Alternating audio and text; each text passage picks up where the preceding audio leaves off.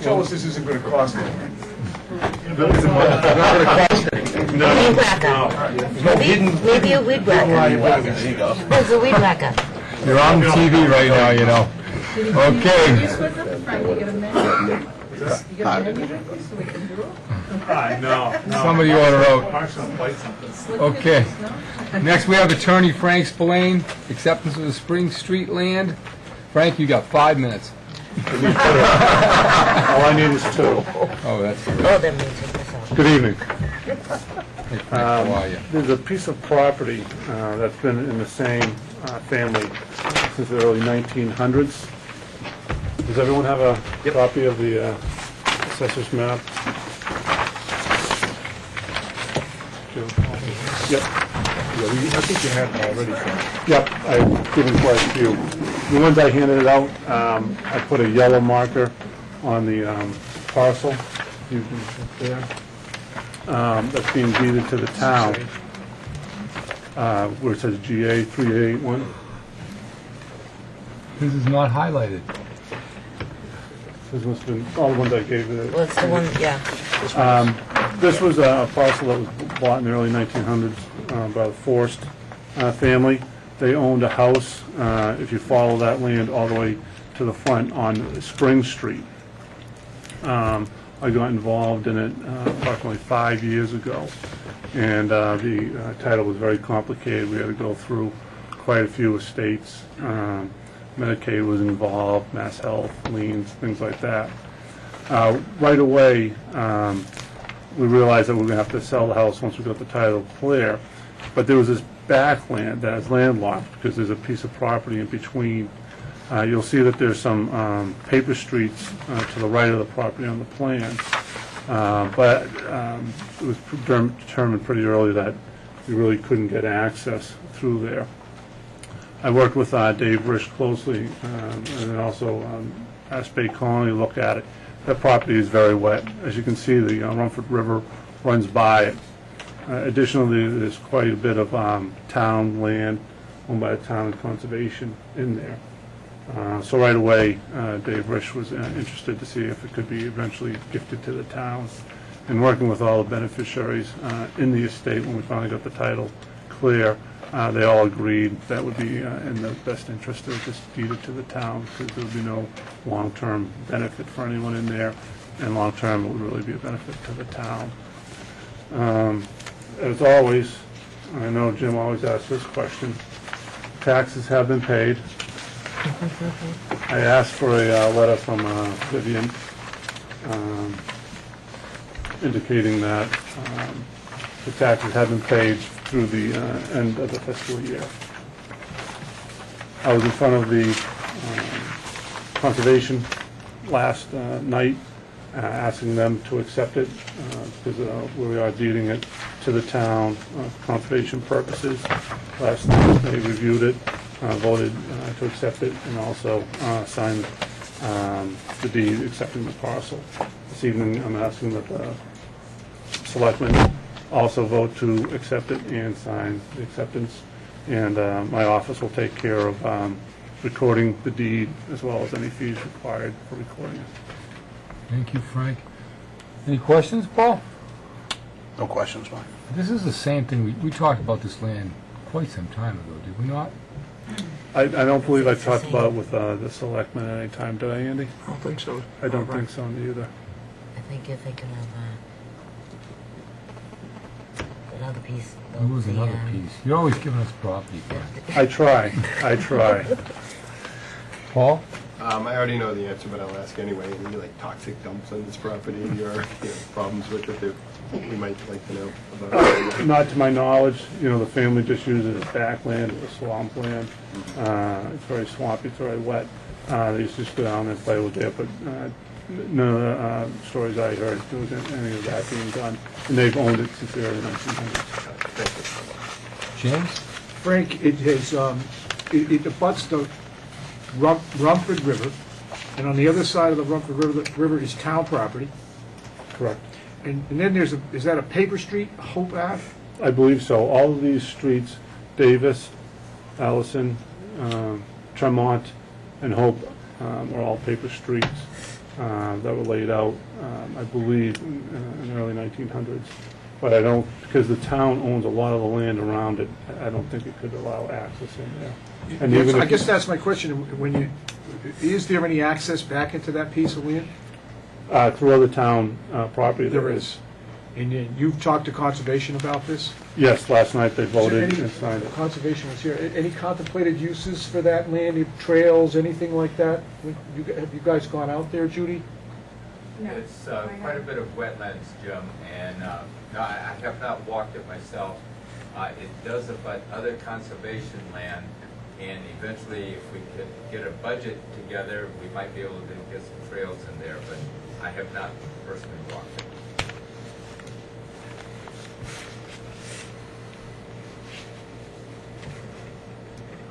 Thanks, Frank. And the only other thing, we're taking it off the tax rolls, or the taxes are paid, it was assessed at $30,000. So the average tax, the annual tax bill is approximately $325. I think it's 650, isn't it? Is that half a year? 700? Yes. And the 30,000, I think is, if they were going to keep it, I would have filed for an abatement. It's landlocked, it's wet. 30,000, I don't believe would be the real value to an Generous. outside owner. Yes. James, you all set? Yep. Linda? Okay.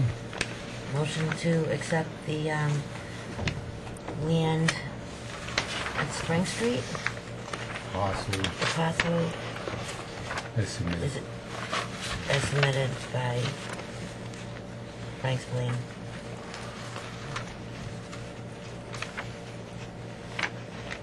Or not. Is that it? Second. Thanks. Motion made, second. Any more discussion? All those in favor? Aye. Aye. Thank you, Frank. If I could have everyone just sign that. I'll make sure Andy gets a copy of the recorded deed when I get the original back. I'll also get it to you.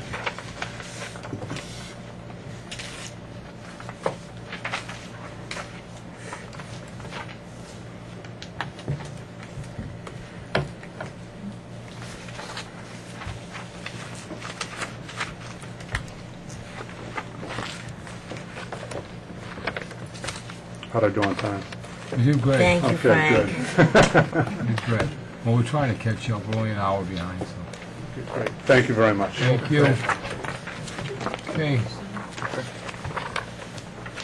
Next, we have Town Council and Chief O'Leary to discuss the police detail bylaw.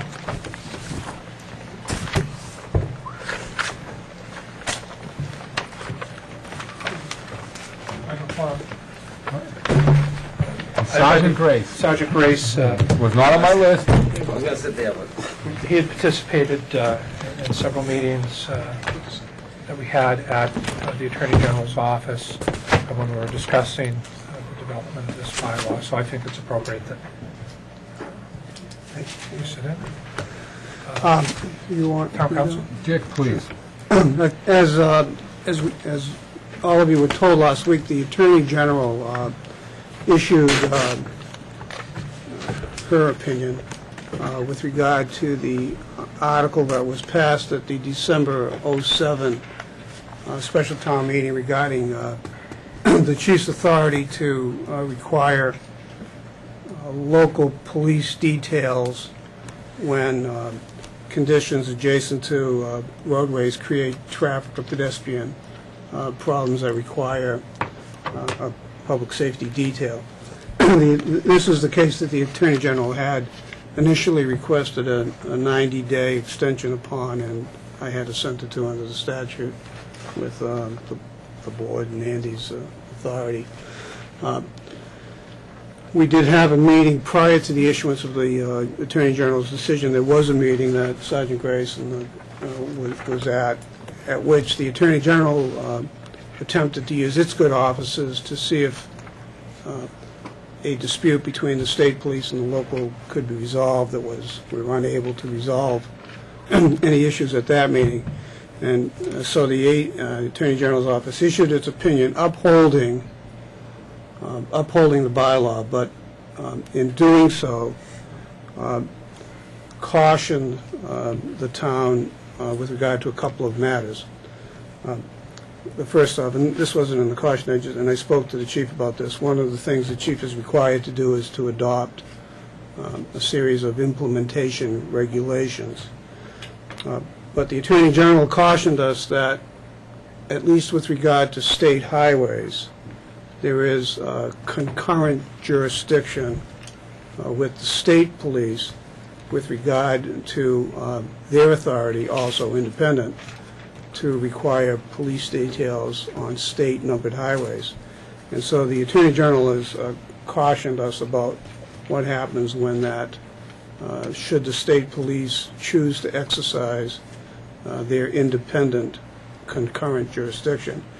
And what the Attorney General has said to the chief, talk to your town council, that's easy to do, but also to advise the state whenever the chief intends to have a local police presence on a state highway. But then also said, the Attorney General also said that as far as they're concerned, if the state puts a state police detail on a state highway, that satisfies the bylaw condition that creates the presumption of the need for a safety patrol. So if there's a state, as I read his letter, if there's a state detail on the highway, then I would, as I read it, the chief is precluded from putting on a local detail so as to avoid having state police telling you go one way and locals go another. So that's the problem, and what I would urge the chief to do, and it's the same thing that I did when we were at the AG's meeting. Let's sit down with the state police and see if you can't work out an operational understanding with them. That would certainly be the best way to proceed. We attempted to do that, to use the good offices of the Attorney General last week to that effect. Perhaps, I don't know this, perhaps with the upholding of our bylaw, the state may be more willing to have that conversation now. They weren't then. We would hope that would resolve it. If not, we'll just see what happens from then on. But that's where we are with that bylaw. Okay. Paul, any questions? If the state police or whoever it is who wants to challenge this, do you have an estimation of what it might cost to defend that? Yeah. There is a vehicle, there's a Superior Court appeal vehicle to do that. You know, I'm going to talk about this on the phone the other day. It would not be a particularly fact-intensive case. I think we could all agree on factual situations as to what gives rise to a need. So it's a need for a detail. It would be essentially a legal briefing, litigation, essentially that. I hate to give estimates, but I would presume in the $10,000 range, something like that, to get it briefed at the trial level. Right. You know, if it goes on appeal, that's a whole other thing. I suppose one mitigating factor in that is that besides the town, the local union would have an interest in in that interest on our side. Right. Do you think if they were to litigate it, that they would rather? Are they less likely to litigate if they know that the Board of Selectmen is supportive of actually defending this bylaw? Do you think that's important? No, I don't think so. The sense I got from the state police at that meeting that we're at was they want to have the issue as to who has preeminent jurisdiction on state numbered highways. They want that to the ground. They want that resolved. Right. And the day that the Attorney General issued our opinion, also issued a verbatim opinion for the town of Savoy, if I'm pronouncing that right. And And that was one of the things that was a concern to the state. They wanted this issue resolved. Now, they may be satisfied with the resolution. I don't know. Have had no conversation with their counsel about it. So Dick, basically you're saying, I missed the second meeting, I couldn't get to it, but they're not interested in shared control. They want all the control. I think it was a point from their legal counsel that they feel they have the primary jurisdiction because it is a piece of state property. And they voiced their concern that if indeed this bylaw was approved, there are other communities that might also try and move to have something similar, and they might be faced with 350 potential conditions that they'd have to navigate through. Isn't there a practice now throughout the state in certain business areas that local police are managing traffic and not the state police? Route 1 in particular? I think Not that's doubtable. safe to say, based on research that Sergeant Grace had done for us, that is, a true statement, that, it is mostly a local control issue around newly developed shopping areas. So, as I understand it, we adopted a bylaw that was approved by the Attorney General, and that now we face the state police filing a lawsuit when Chief O'Leary assigns a detail? No, there's been no statement since the issuance to me from the Attorney General as to what the state intends to do, if anything, about it. There's been no threat of litigation. All I'm repeating is that when we were before the Attorney General, prior to the issuance of his opinion, we met with, it was issued actually by a female Attorney General, but prior to the issuance of opinion, that the state, as the chief said, expressed its concern that they didn't want to have to face this issue in all of the communities, but there is nothing threatened, nothing pending. What will happen when the chief, as he's obliged to under the AG's opinion, meets with the state and what position they take, we don't know yet. Okay, because I think that goes back to the discussions we had last fall. If the state police are going to mandate that they're the only ones that are going to do traffic details up there, then are we going to be the ones that are continuing to make the calls to the different locations? And wasn't that one of the issues that you raised? That's a statewide issue. That if they want to assert a primary jurisdiction, then they could in turn be the primary responding agency to every city, every state road in every city and town in the Commonwealth of Mass. And they're not capable of doing it. Imagine how many cities and towns would love to say, hey, all those 911 calls, send them somewhere else. It doesn't happen. They all come to us. They all come to cities and towns. So are there more discussions in the future between a meeting between the state police and local authorities? Well, we haven't set one up, Mark, because of the fact that I was hoping to discuss, the implication of this bylaw.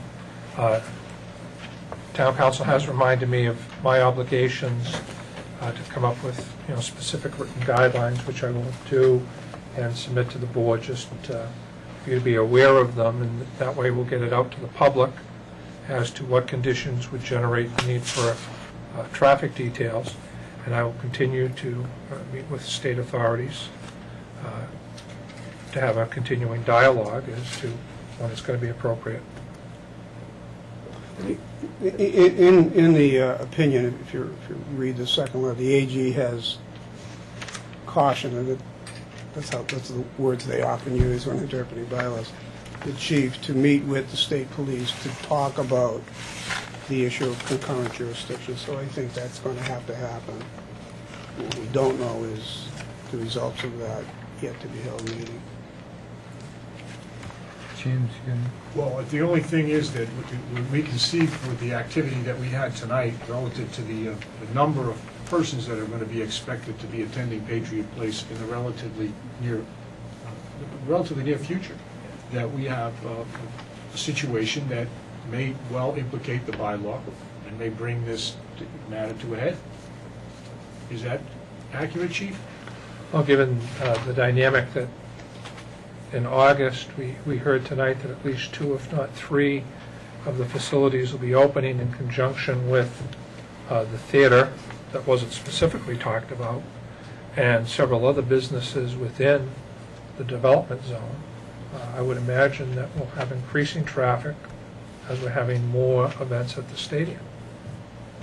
So that might have to be implemented, and certainly because of some future events, we'll be talking with the state police about the big events, but we'll also have to work out, given the bylaw and my authority that it gives me, some sense of what their feelings are. Linda?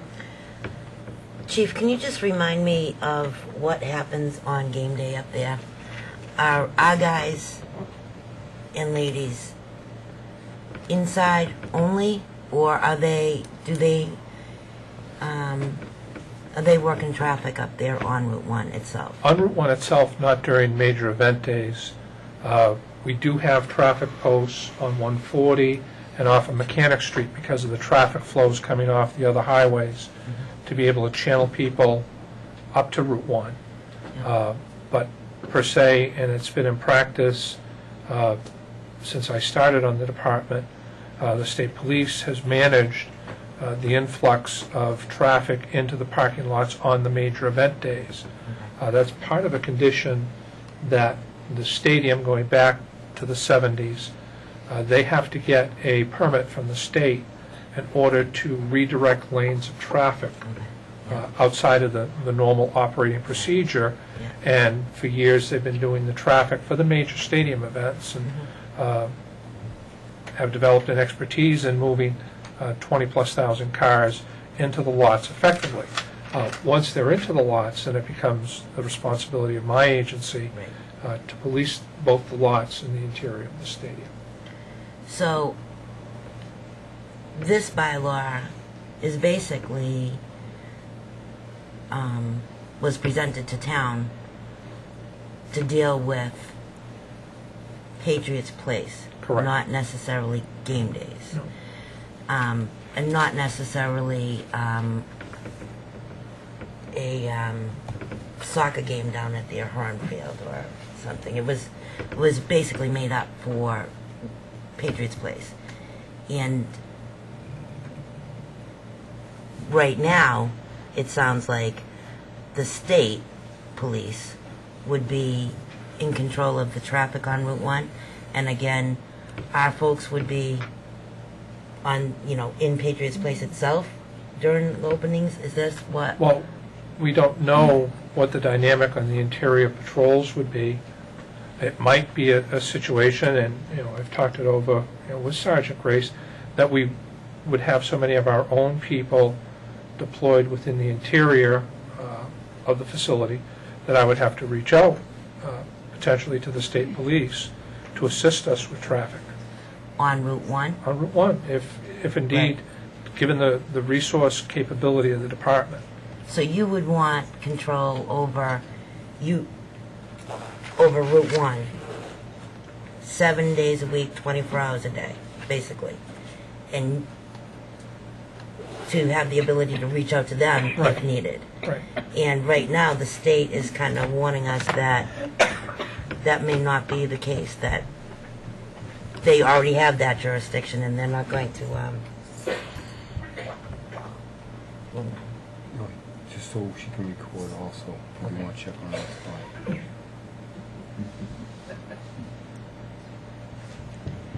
I'm not really saying anything about it.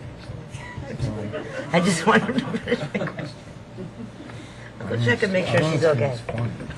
There's water right here. There's water right Yeah, she's She got has a glass here.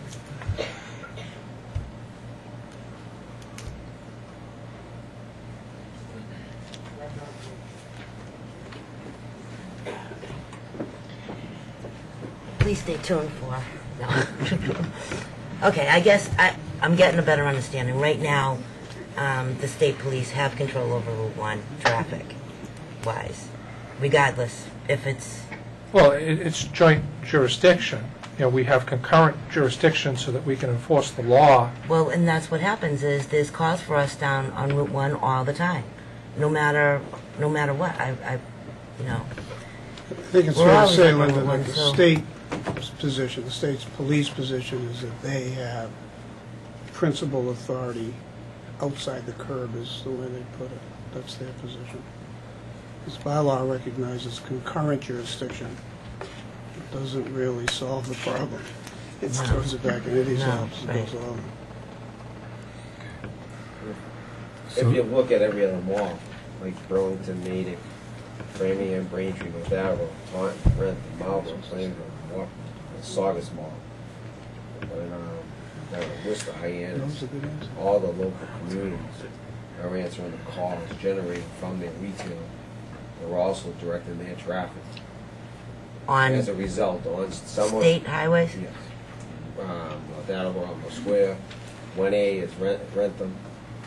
Well, Because we're gonna- doesn't North Attleboro go through the same state police barracks as we do? Yes. So what? I don't understand why we're different than them. Then I just don't get it. That's what the goal of the Do you bylaw understand is. that? Do you understand why? It's, put it this way, take it if I'm wrong, but if we waited, and the AG waited an additional 90 days, and there isn't a case law, well, that's right, There's no case. there's no case law in the state of Mass. It's been like the big elephant in the room, what no one's wanted to talk about.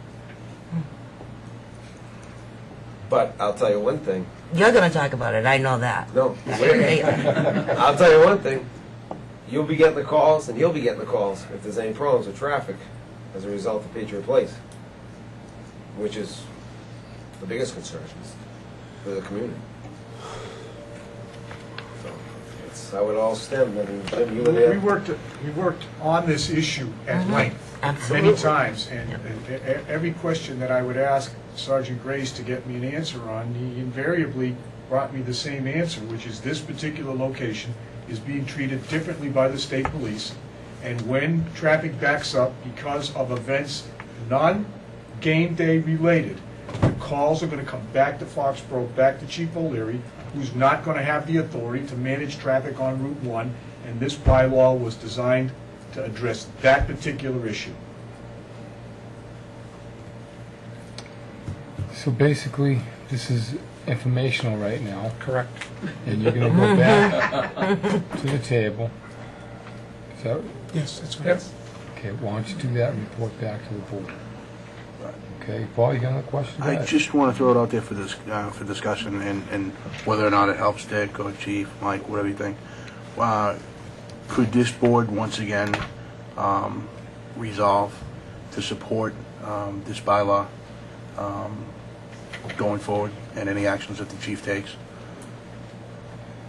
Oh, this It's board- a simple resolution. I mean, it's not, it's, I just have one question for the board. Since this is, or maybe council, this is a bylaw now. So when companies or businesses come through the town, through the planning board, through the board of selectmen, I'm not the expert on this, but I believe they have to adhere to the bylaws as well. I don't know. But we also have to listen to what the AG is saying. I mean, we as a board have to. Oh, absolutely. Don't we? I mean, Well, Right. Would you like a member of So the I don't- board of selectmen to go to the next meeting? There is no next meeting, is there? Well, they're gonna arrange one. yeah, That's something that Oh, I should Sure. contact you, Mr. Chairman. One- Okay, because we've done that in the past. Right. Right. I would say I'd support, that resolution that Paul had, because I do think it's important to the town. Why not? what was your suggestion, Mr. Feeney? I'm not making the motion, I'll just put it out there for discussion for you, Linda, if we want to have a discussion on it. That this board resolve to affirm our support of the, what do we want to call this, the local detail bylaw? Does that make sense, though? Traffic control. Local traffic control bylaw. Provincial affairs and town police structure. Which we, I believe, Paul, we already have when we went to Well, town the meeting. the whole town is behind it. That this Right. board resolve to affirm our support of the local traffic control bylaw and any actions the chief may take in its implementation. Second the resolution. Discussion. Seeing if he's done, yeah, I'm reading it Yeah. right. Yeah, that's it. Okay. Okay, motion, well, not a motion, right? Is that a motion, Paul? Make a motion. Yeah, I said originally that I wasn't making a motion, I put it out there for discussion, so let me make the motion now. So I seconded a resolution that Well, wasn't necessarily I a didn't make the, resolution. I didn't make the Oh, you're motion yet. I was being, parliamentarian. I know, I was being the nice guy and throwing it out there before I actually made the action, Jim, but, well, I'll do it right now.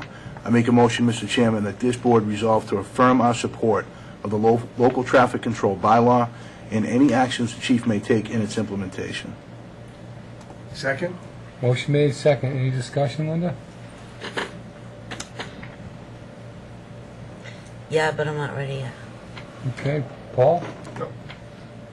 It may be that there is no traffic impact when the mall is operating on a regular basis. We don't know that, but I was involved in this last fall for a number of hours, and I'm convinced that this bylaw is necessary to provide the town of Foxboro with the control it needs for public safety on the public ways that are not necessarily Route 1.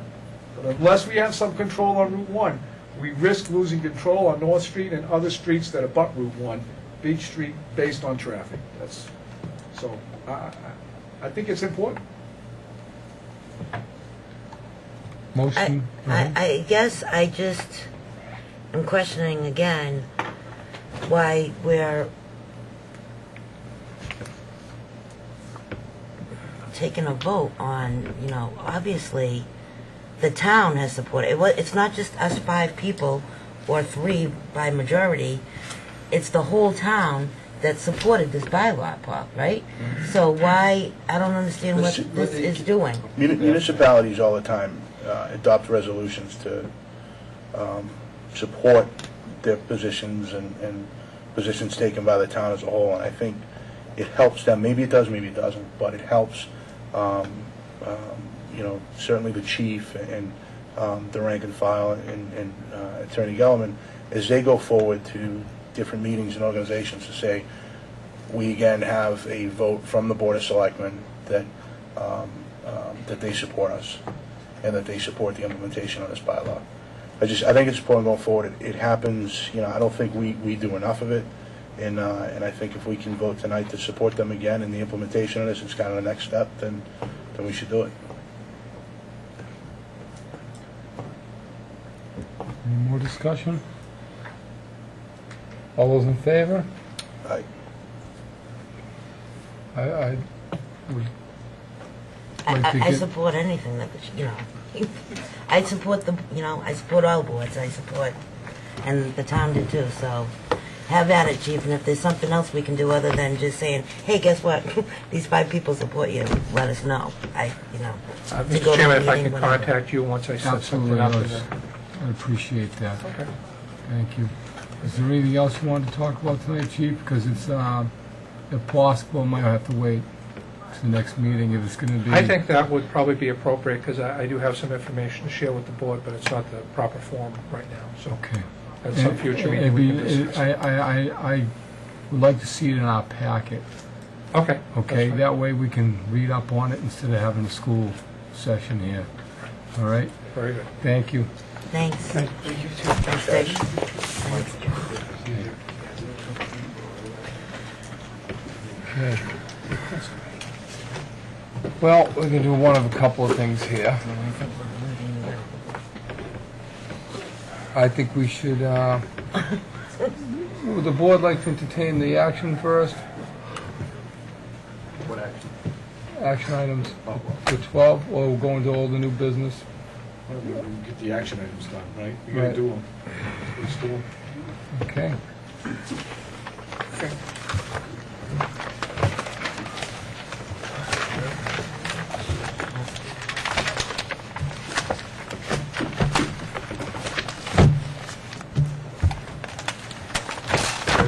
Dick is still here. I have a question on the bill. On the bill, okay. Dick, he's out of the room at the moment, but we can hold off on that one, James. We'll just move to the next one, because I Oh, expect... it comes right up. Comes right up. All right, that's all right.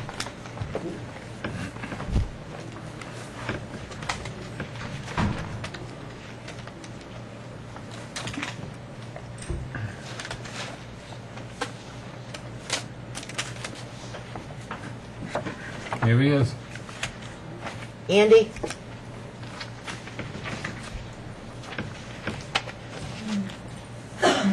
Only because you were here, I would normally pass the question through Andy when the bill comes up. Okay. Andy, if you want to skip to number 2 right off the bat, that'd be great. Jim has a question. Yeah, on the invoice, Dick, I happened to look at the town meeting day, and I didn't know if maybe there was a mistake. 23 hours on the 12th? Was it 2 people working all day on that, or? 23 hours on one day. Yeah. Yeah, I was just wondering if maybe it was a misprint or something was missing. it would not, it would be a mistake. 2.3? What is that? What page is Where are we, Jess? This on 512? It doesn't say 23, that's the sum of the times. Right, yeah. Just adding them all up.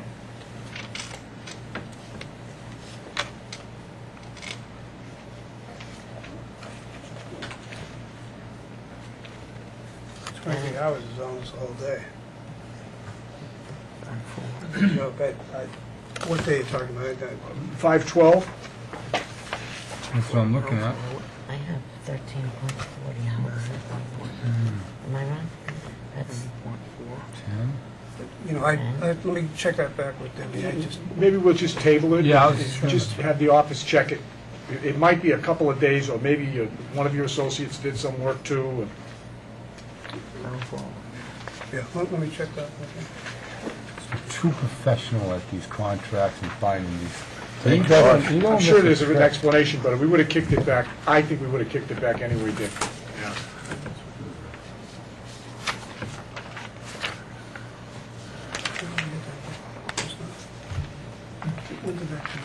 Oh, all right, so, 16. Number 2 is shelving it. yeah, I'm gonna throw that one out. until we- Okay, thank you. I'll check it. well, let's do that one, but do you want to use the other 2? Okay, let's go back to number 1, Andy. You have the minutes to approve for your June 10th meeting?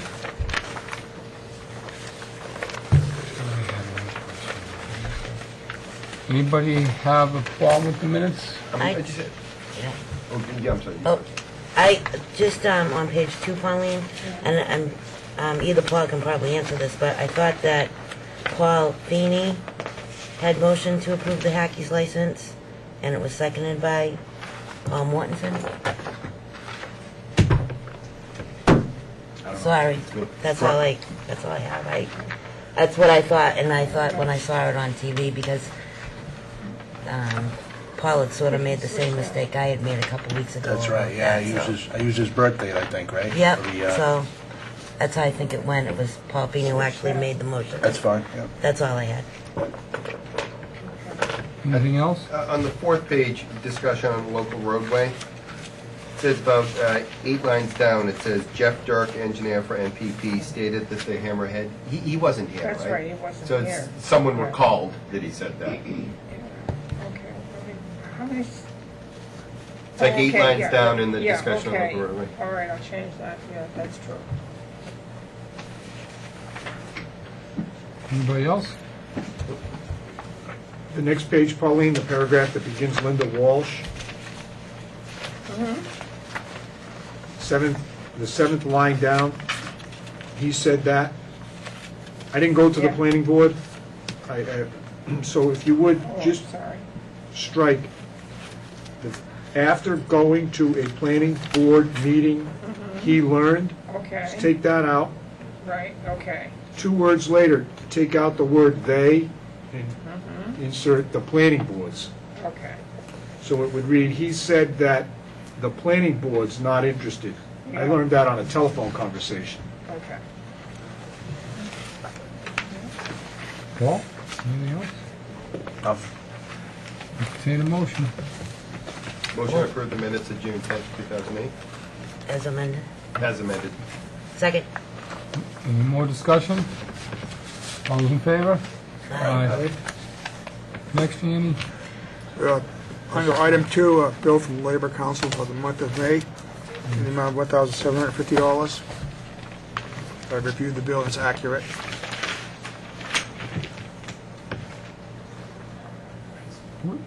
What number you want, Andy? We gotta do He the, skipped we yellow. gotta do the labor. Two A, B, council. Oh, and C. okay, oh, okay.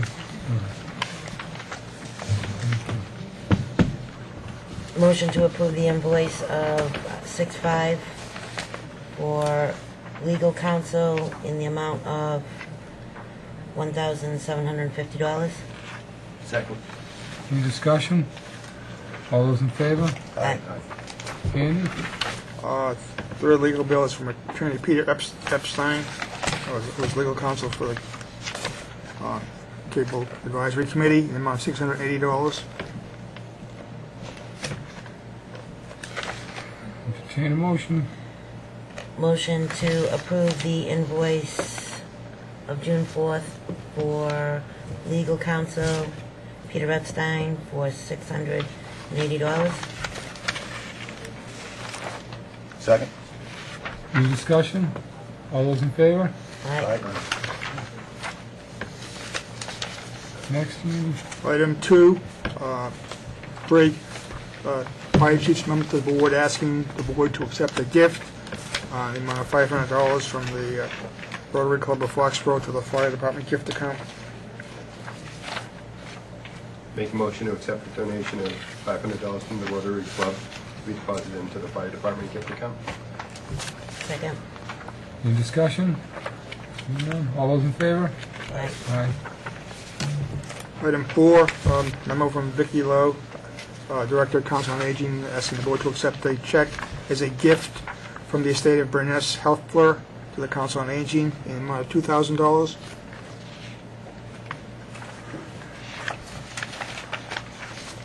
Motion to accept the donation of $2,000 from Burness Heffler to the Council on Aging.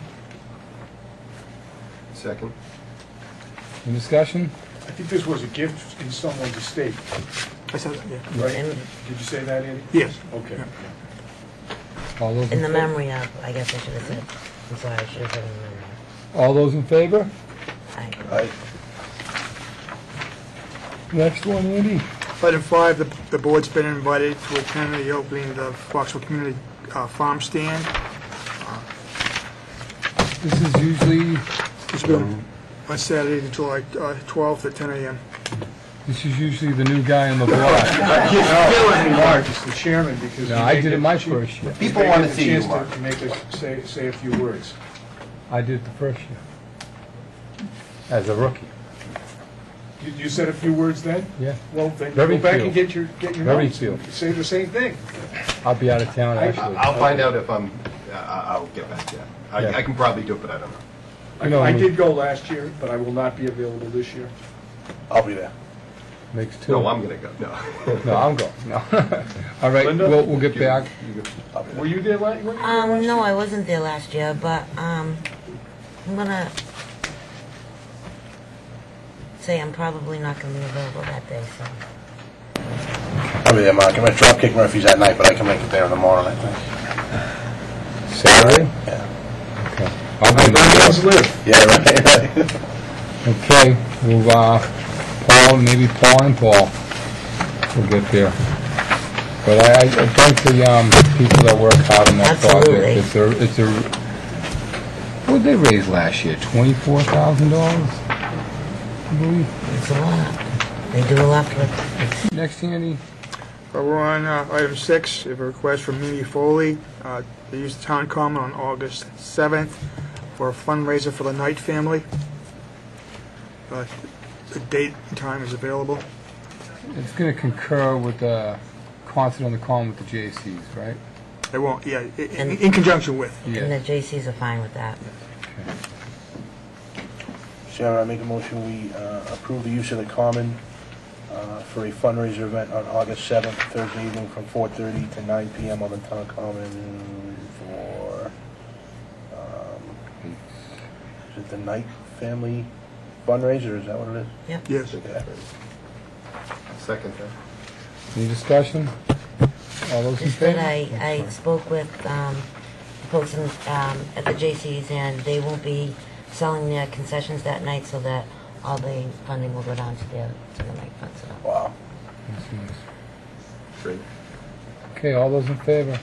Aye. Next, Andy? Item 7 is a letter the board received from Robin Dressy of 784 Cannon Boards Drive,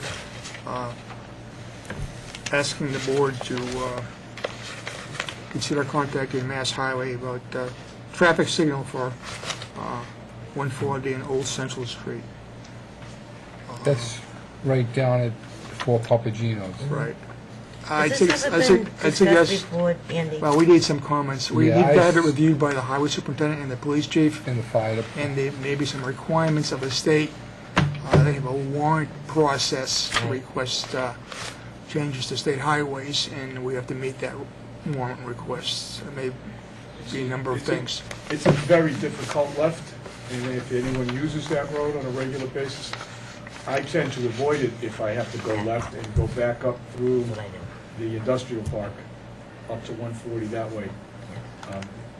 And as I recall, we discussed this before, maybe a couple of years ago, and I don't know if there's a question of the sight line coming down the hill. If you put a light in there, I think the intersection requires attention. So, that and the one right up the street of Walnut. My recollection of the problem with that is that there's Mass Highway wants a certain distance between the exit ramp from the highway and a light. Right. Right. That's a very difficult, Real close. to pull off that We have 95 south and get into the left lane. Well, I do that too, so. A no left turn there. We will do this. We'll shelf this, and we'll have the proper people come in. We'll have this discussion, and maybe we'll put both intersections back on the agenda for that. Maybe we because, should, Mark, yeah. You know, I mean, because it's Get some you know, comment on to bring it all up. One of the volunteers at the farm stand was in a very bad accident there last fall on Walnut Street and 140, and he's going to work across the street to volunteer, and it's something I don't want to see happen. Well, that Foxboro Papawana, just a friend of mine, was just in a bad accident there 2 weeks ago, transported by ambulance. The worst one we have in town. Yeah. Okay, we'll shelf that, and we'll have, put that on the agenda, Andy, So that we and can, we'll move on with that one. Okay? Yeah, well, the chief and the highway superintendent in on that. And maybe, do you want the fire involved? Or the chief has the same response? It's traffic. Okay. It's speed and yep. traffic volume. All right, great. Number 8, an application from Fred Smirlis, First and Goal, DBA First and Goal, seeking one-day alcoholic licenses from the board for 8 Patriot football games. Yep. He's received a license the past few years, and there have been no complaints about the license and the hospitality tent that they run on Route 1. And it's a charitable Right. organization, so I'll entertain a motion. Chairman, I move that we issue 8 one-day all-alcohol liquor licenses for the Patriots tailgate party to Fred Smirlis, DBA First and Goal. The dates being Sunday, September 7th, 2008, Sunday, September 21st, 2008, Monday, October 20th, 2008, Sunday, October 26th, 2008, Sunday, November 9th, 2008, Sunday, November 13th, Sunday, November 30th, and Sunday, December 21st, 2008. Second. Any more discussion? All those in favor? Aye. Yeah, was the motion seconded? Yes, Linda. Linda was second. Okay. Next, Andy. Item 9 is a recommendation from Chief O'Leary that the board appoint Deputy Chief Chandler, Detective Hannon, Sergeant Haskell, Sergeant Thibodeau, Sergeant Grace, and Sergeant Austin as liquor control agents for the board. They've recently gone through an all-day training session with the Alcoholic State Beverage Control Commission, and this would give them direct authority to engage in investigations on liquor violation matters. Motion to approve the appointments as liquor control agents for Deputy Chief John Chandler, Detective Sergeant John Hannon, Sergeant Alan Haskell, Sergeant John Thibodeau, Sergeant Michael Grace, and Sergeant Scott Austin. Second. Any discussion? All those in favor? Aye. Okay. Item 10, the board has several reappointments to various committees. Francis Bell, National Organization on Disability, a 2-year appointment. Joan Sozio, Canoe River Aquifer Advisory Committee, 3-year appointment. William G. Fox, the Audit Committee, 3-year appointment. And William Scollins, Audit Committee, 3-year appointment.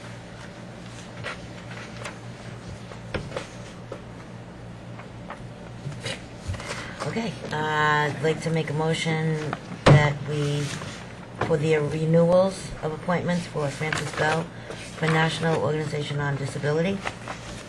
Second. Could we do them all at once or one at I a was time? gonna, I don't know. Do them all at once.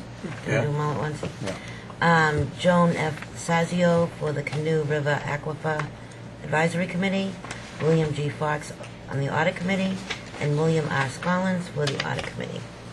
Second. Motion made, second, any discussion? All those in favor? Aye. Aye. Okay. Next, Right. Andy. Item 10, I have 2 items under item 10. The first is a bid award for ambulance billing service. I put out to bid a contract for 3 years. We received 3 bidders for the service. I reviewed all 3 bids, and I'm recommending the board award the bid to Comstar, Inc. out of Raleigh, Mass.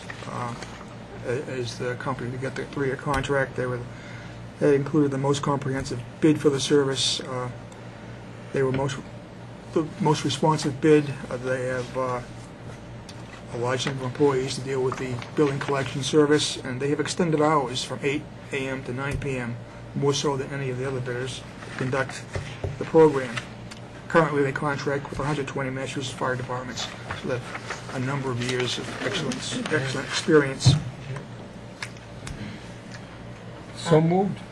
Mr. Chairman, I'll make a motion that we approve a 3-year contract for ambulance billing services to Comstar Incorporated.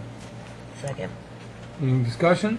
We've been doing business with Coastal, Yes, we have. and Coastal was at 4%, and Comstar's at 3.5%. Yes. So hopefully we'll see a save little some. increase. We'll save some money too.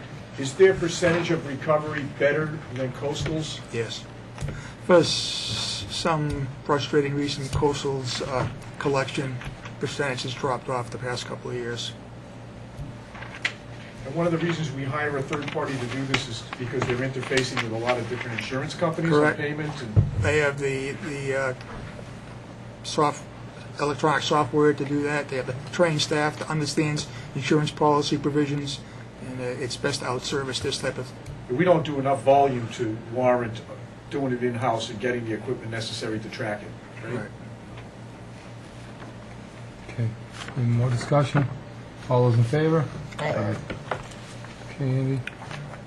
Second item, I put together a proposed meeting schedule for the next fiscal year, beginning in July, running through next June. The only quirk on the list is the month of November, where normally meeting night, but we would meet on a Tuesday. It's Veterans Day. So I had put a Monday date there, but the board, I don't know, you could change that around. You can meet extra Tuesdays that month if you want, or meet on that Monday. It's easiest to stay on that 2-week cycle. Yeah. It's closest, I would say leave it. Need a vote on that, Andy? Or? Well, to accept the schedule, and of course you could add dates to it as we go along. Motion to accept the schedule for the Board of Selectmen's meetings for the next fiscal year as presented from Andy Gala. Second. Any discussion? All those in favor? Aye.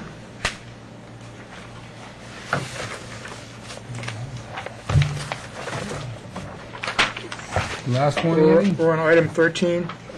It's a Oh, okay, sorry. a lease that the Conservation Commission has entered into with William Groves for the use of the property at 10 Fairbanks Road. It's a 1-year lease.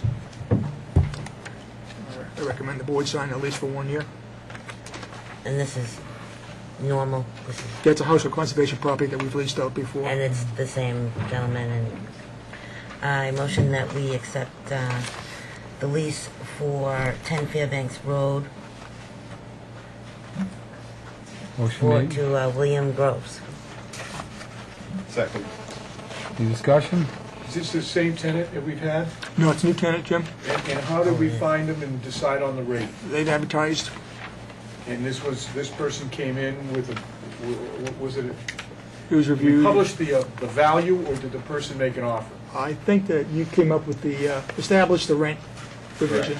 Work with Randy Scollins, so establish the rate. So, and how many applicants did we have? One, For this property, there was one.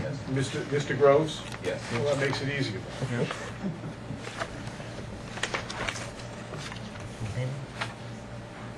Okay, any more discussion? All those in favor? Aye. And the last one, Andy. The last item is the renewal of the commercial parking lot licenses. One change for one of the licenses they want to pass around that we've highlighted for the board. It's lot 16 at 16 Washington Street. We reduced the number on your original list by 9 because there's a pending approval with the planning board. So it has how many spaces now? 124. And that's on this sheet. Yes, the new sheet. I'd like to make a motion that we approve the commercial parking license renewals set out on the sheet marked revised for a total of $27,764. Motion made, second. Second. All those in favor? Aye. Okay. Okay, that completes the action. Okay. I'm going to recognize Lorraine Brew next, if the board doesn't mind. She didn't want to make a statement earlier. She'd rather wait until our agenda was full since she wasn't really on the agenda. So I'll acknowledge her for citizens' input at this time. Were you going to wait till the next meeting to discuss? I thought you had said that you weren't going to cover this topic. I believe I said that to some of the people that were here that I would entertain it after our agenda was completed, except for one thing, which we have executive session. If you want to wait, that's fine with me. I mean, I have no problem putting this off to the next meeting at all. But a lot of people have been sitting here, so what are we going to do? You know?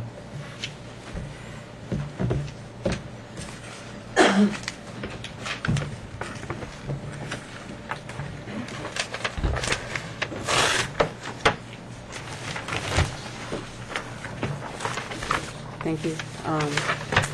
At our last meeting, I had presented a letter to the Selectmen voicing concerns that I had about the dog park litigation situation. And one of the questions raised was, had I, presented this for a vote before the advisory committee. So I went back and we met on the 18th, and I read this motion and presented it for discussion. So I'm just going to read it into the record. The motion was, due to the current and anticipated operational and financial impacts to the town, resulting primarily from the chosen location, the dog park should be closed on a date certain agreeable to the town manager. An agreement should be negotiated as soon as possible in order to end continuing litigation costs and operational impacts. Further analysis should be provided by volunteer program managers to town administration to assist in determining where and when the park should be reopened. However, that analysis should not delay ending the current location's use as a dog park on the agreed-upon date. So we had an extensive discussion. Members of the Conservation Committee came and did a presentation where they discussed their opinions on the amount of open land in the town and the importance of having open land.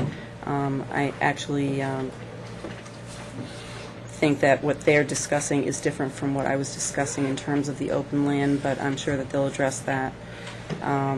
What I was discussing, just so that you know, is that if you go onto the Department of Revenue website, you'll see that there's a information in the data bank that ranks all the towns in the Commonwealth by the percentage of taxable versus tax-exempt land. And when you look at that, you'll see that Foxboro ranks 37th out of 350 towns and has one of the highest dollar values of tax-exempt land. And my point was that I found it ironic that, something that limits our ability to generate revenue also is sitting there as a potential solution to a problem that is using revenue. So that was really the point that I was trying to make, and I wanted to clarify that. So, in addition, there was a concern raised that I had not visited the site, and so I did go the next day with another member of the committee and visited the site and found, it's a very beautiful site. Obviously, a lot of work was done, and, as I said that evening, I think that the volunteers who have worked on that should be recognized at some point in time. I just want to point out that I pulled up, got out of my car, and there were 4 dogs there in the area closest to the parking lot that immediately started barking at me until I walked in and got signed in and then got to pet them, and then they calmed down. And then there were only 2 other dogs in the other area, in the lake area. So,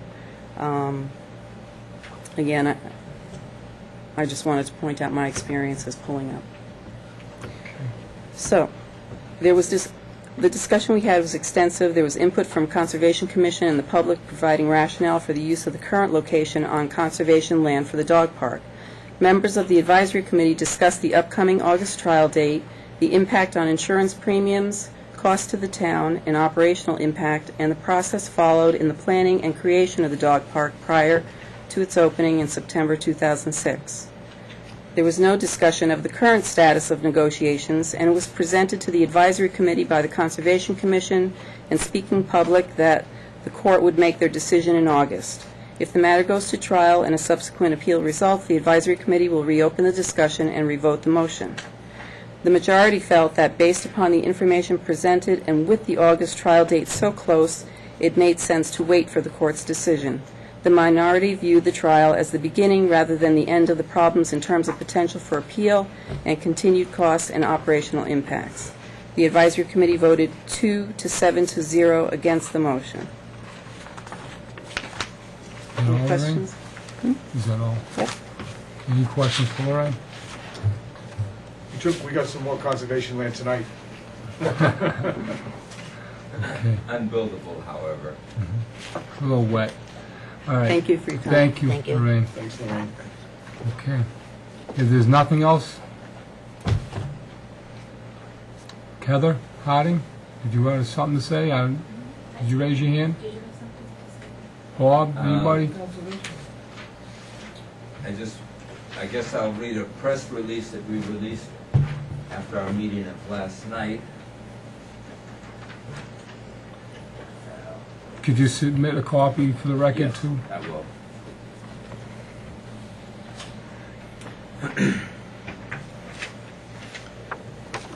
On Monday, June 23rd, the Conservation Commission voted 7-0 to proceed to trial on August 6, 2008, according to the schedule set by Judge Long of the Land Court. The case in the Land Court involves only one issue, and that is whether the conservation land can properly be used for a dog park. The trial will not resolve or even address a distinct question that has occupied the town during the last few months, and that is whether Cohasset River Park is the best location in town for a dog park. The town can continue to investigate alternative locations, whatever the Land Court decides. The Conservation Commission has always been open to proposals for other dog park sites in Foxboro. The Commission wishes to point out, however, that it has spent considerable time reviewing the dog park proposal before approving the Cohasset River Park site.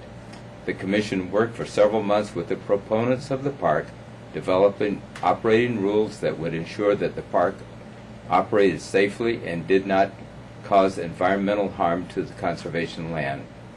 Since officially opening the park in the spring of 2007, the Commission has continued to revise the park rules in light of the land court's orders and community concerns. Commission members have visited the park on dozens of occasions and have regularly reviewed the park's operation. Based on this experience, the Commission believes that the park has met the conservation and recreation goals the Commission set in the planning process. The Commission wishes to point out that the dog park is not a financial burden on the town. The park was developed by volunteers who have sought and obtained private donations for all funds necessary to open, maintain, and operate the park. The Commission also wishes to note that the current lawsuit has not and will not cost the town any legal fees beyond the standard insurance deductible. The Commission believes that completing the litigation without delay will be the best means of resolving the legal issue the plaintiffs have raised, without further investment of the time of town employees and officials. Thank you. Okay, Mrs. Harding. At Harding, 14 North High Street. It's late, I know, I'll be brief. I just wanted to make a brief statement for the record. The dog park issue is essentially over, and that litigation needs to be and can be resolved on August 6th, one way or another, by Judge Long. There's no further cost to the town, even if the plaintiffs appeal that decision. The town needs to be able to focus on other important issues, like the sewer project and Patriot Place. I encourage those selectmen who want to vote to delay the trial to step back and, rather than continuing to challenge and attempt to undermine the members of the Conservation Commission, throw your full support behind that board and their 7-0 vote to proceed to trial, which speaks volumes about the strength of their decision. Not to mention that the AdCom voted 7-2 not to close the park or to delay the trial. After the litigation is resolved, if there are people that want to form a committee to try to find other sites for dog parks, then fine, but the litigation will still be behind us. This issue is no longer about a dog park. It is a political football that's been very costly to the collegial relationships and seriously interfered with the board's abilities to carry out their respective functions. It's time to work towards repairing those relationships. We can only hope that no permanent damage has been done by this. Thank you. Is that it? Okay, thank you. The board, anybody want to make a comment? Yeah, I want to make a few comments. I think that we're going to have this on the agenda 2 weeks from today. Possibly. Attorney Perkins will not be in the area in 2 weeks. He'll be away to July 20th. Well, I think we... So it might have to wait to the July 22nd meeting. Well, we have a few points to make. I do think we have an offer from the abutters. Attorney Valenzola. And I think that a few other matters too is I think we should at least get out the executive session minutes and get out, which it's marked selectmen information only, the counteroffer by the abutters. I think that should be public information. You can vote on the board, do whatever you want to do. If you want to make that motion, make it. I will make that motion that, let me find it.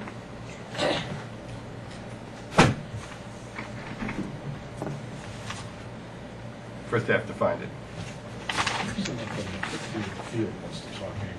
Yeah, do you want to... Excuse me? Someone from the field without raising a hand. Name for the record, please. I just don't understand why. We Name need for your the name. record, please. My name is Marsha Carmen. I don't understand why we are going any further with anything until the judge has decided whether it's a legal use of recreation land. That is all that's being decided. And if you decide not to go that far, you've thrown away all the money that you've used.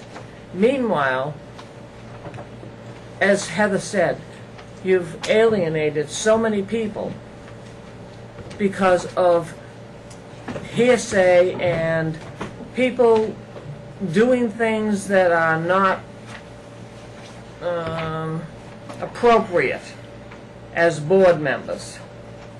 This is for making sure that we know that the dog park, the recreation land is used for can be used for a dog park. It has, so that we should go that far. And then, if the abutters want to do something, fine. but we should know first what the judge says.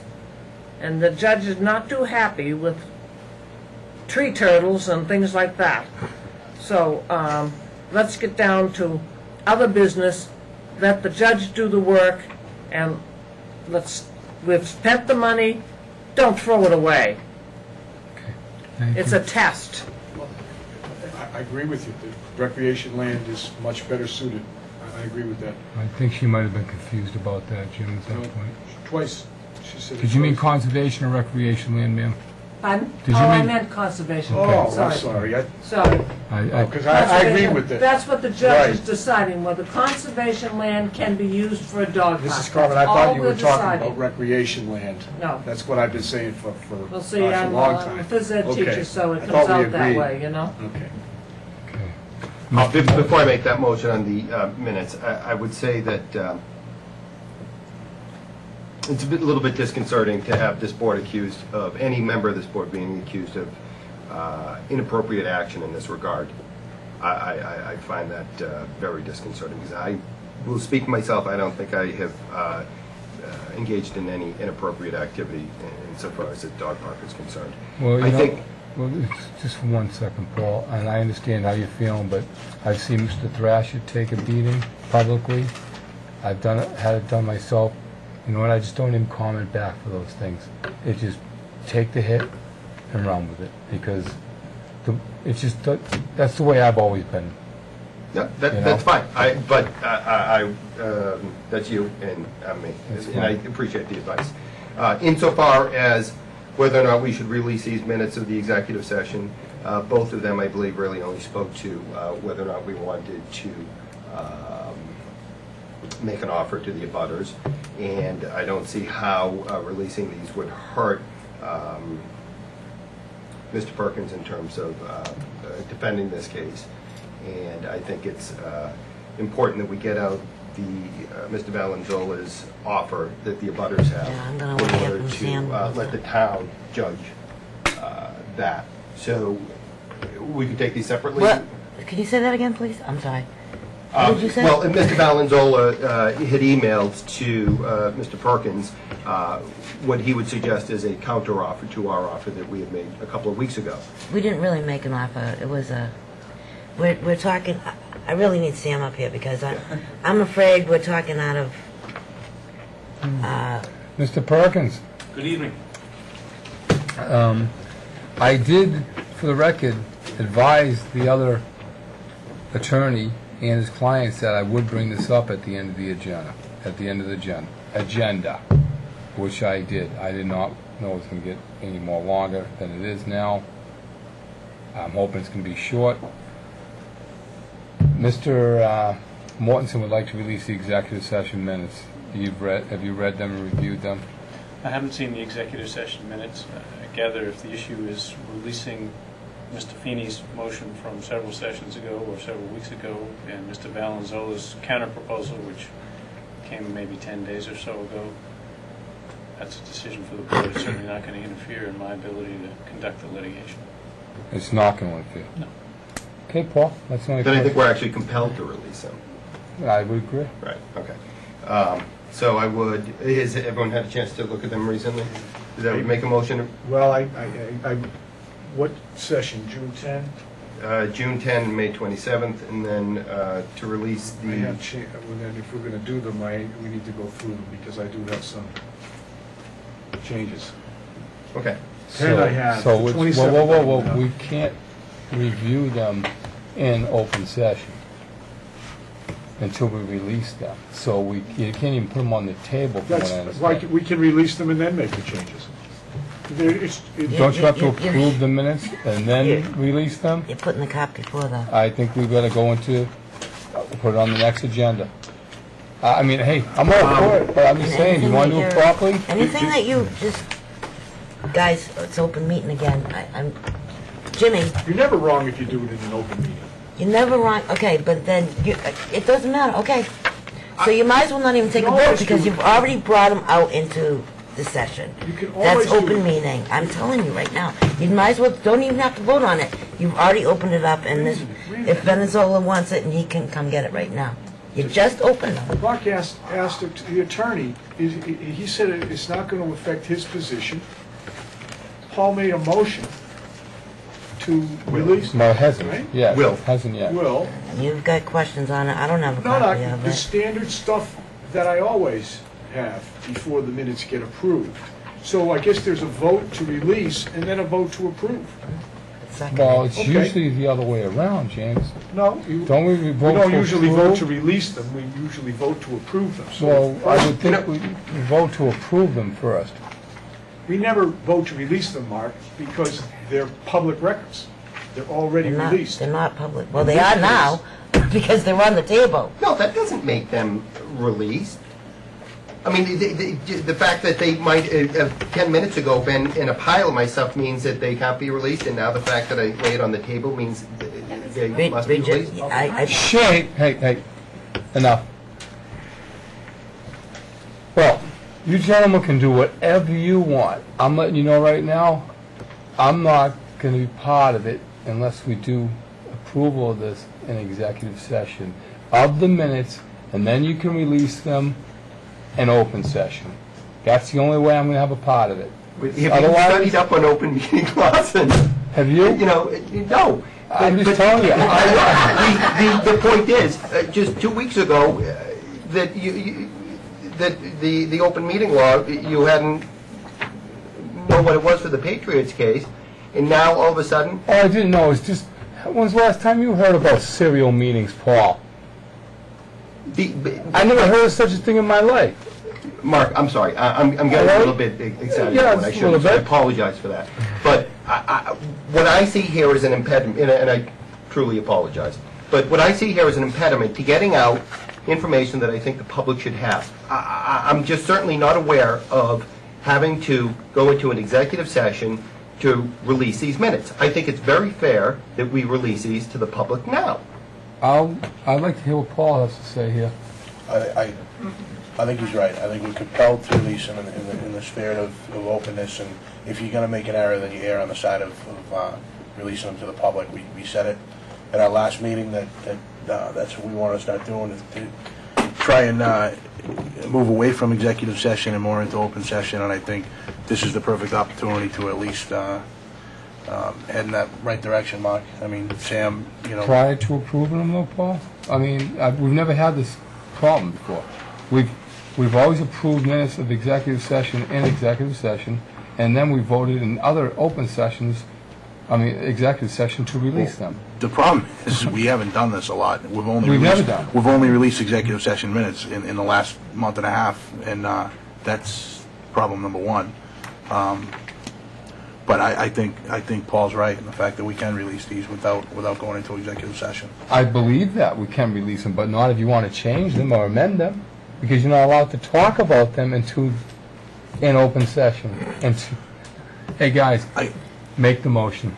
I can count votes. There's other Make things. the motion. Yeah. I'm just saying, I disagree There's with you, other Paul. things in there but- probably too that, And is it all on just the dog park, or is there something else in there? Is there- In that event, then, I don't think it would hurt, because I think most of it is in the email from Sam Perkins to all of us, giving us Ed Valenzuela's response. So I think that says volumes to the town about what is on the table.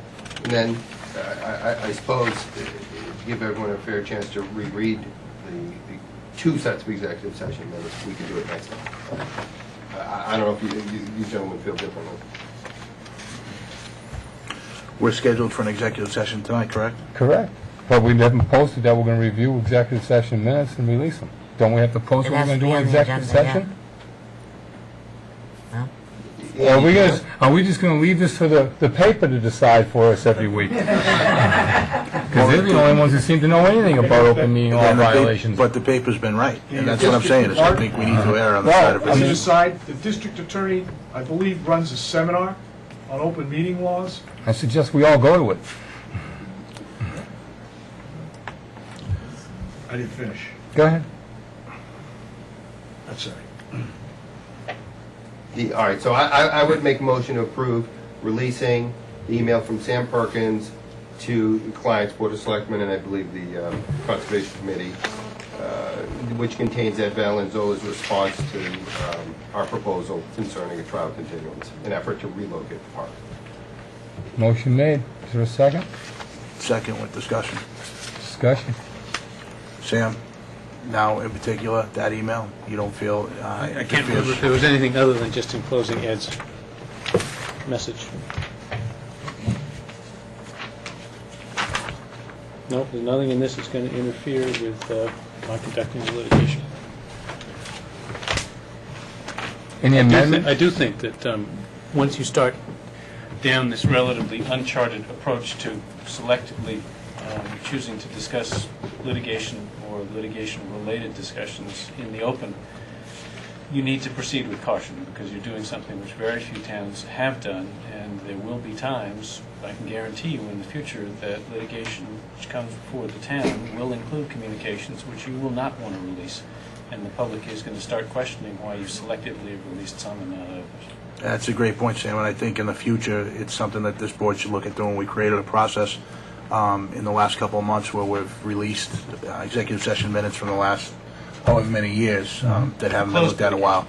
So I think in the future, we do, as a board, need to sit down and create some sort of process that we adhere to in the future. I think right now, though, at least I'd be comfortable in if we are going to make an error, we are on the side of releasing these to the public. It's not going to affect any litigation.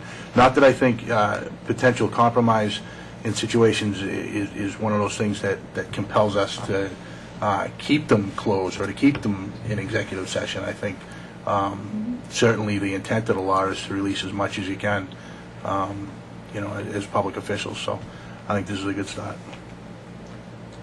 Yeah, actually, I'm glad that you're here and that you weighed in, because I think that the law is mandatory once the issue is no longer, once the reason for the executive session no longer exists, you must release the minutes.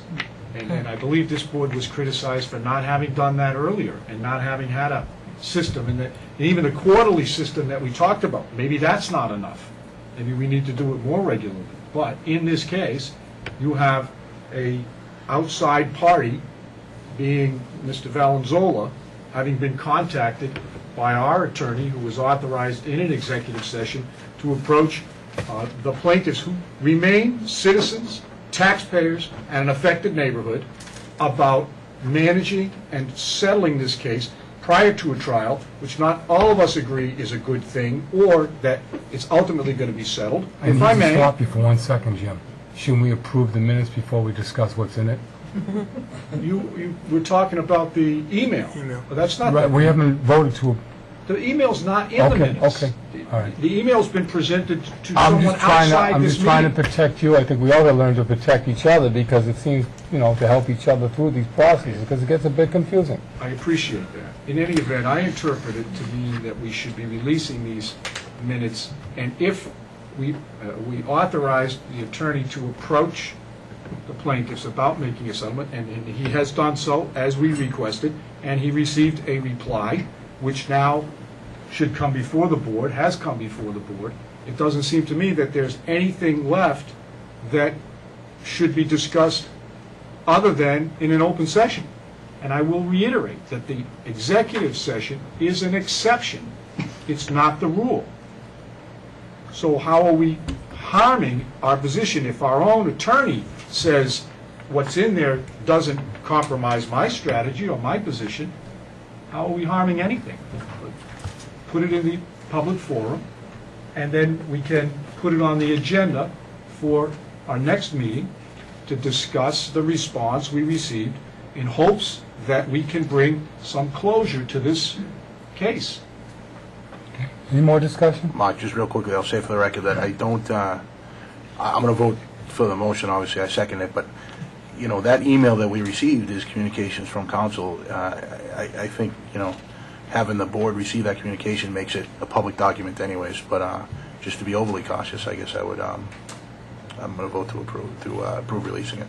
Okay, and just so you understand, though, I'm going to recuse myself, though I agree with the releasing of the minutes. I don't agree with the parliamentary procedure in which it's done.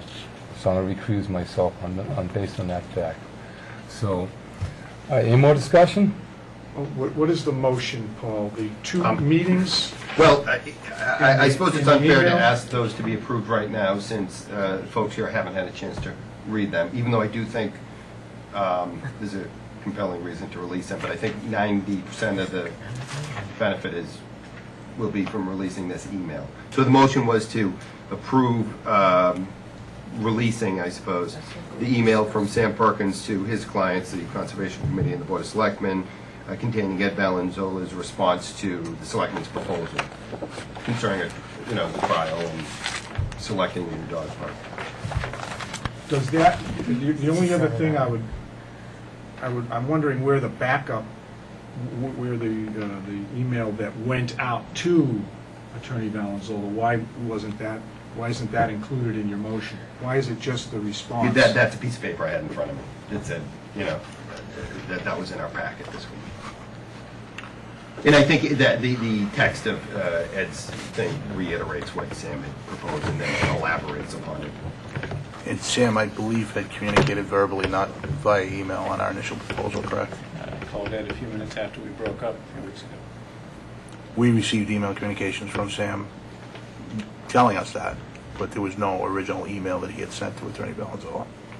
I think it's commendable that we were here at least until midnight, if not after midnight, and very shortly thereafter you did what we asked you to do, which was contact the attorney for the other side and let them know that there was some communication here and some hopes that this case could be settled rather than litigated and appealed and all those other things.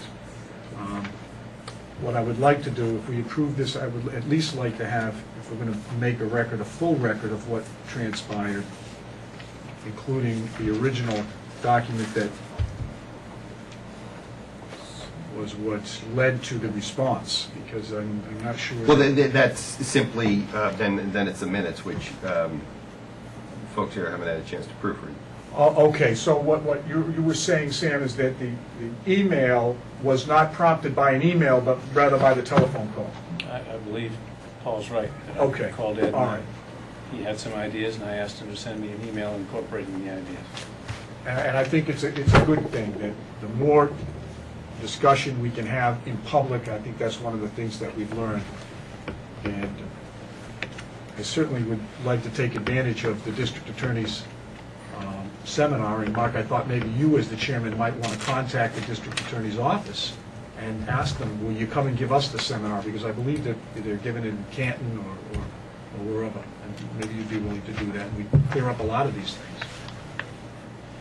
Okay. Under discussion? All those in favor? Aye. All those opposed? One recusing. 3, 4, 1 against, 1 recusing himself. Okay. Anything else, gentlemen? So is this going to be on the agenda for 2 weeks from today? Is what? The discussion about whether or not It would not. minutes and whether or not we want to work with Mr. Valenzuela's offer.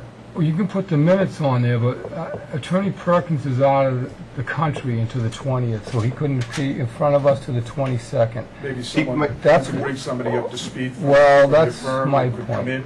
If necessary, maybe we have a discussion with them. I can certainly look into it, yep. Thank you. My concern is that there's going to be, well, Let's hear it, Paul. I don't think it's fair to drag this on any longer either. And I think that we're causing citizens to spend time and money when they need not if we move it 2 weeks from today versus waiting a month. I just think it's unfair. Attorney Perkins has already indicated to me that he has a good-sized firm, maybe associates already working on the file, and somebody can be brought up to date on the file relatively quickly, and if we need someone from his office, they can appear.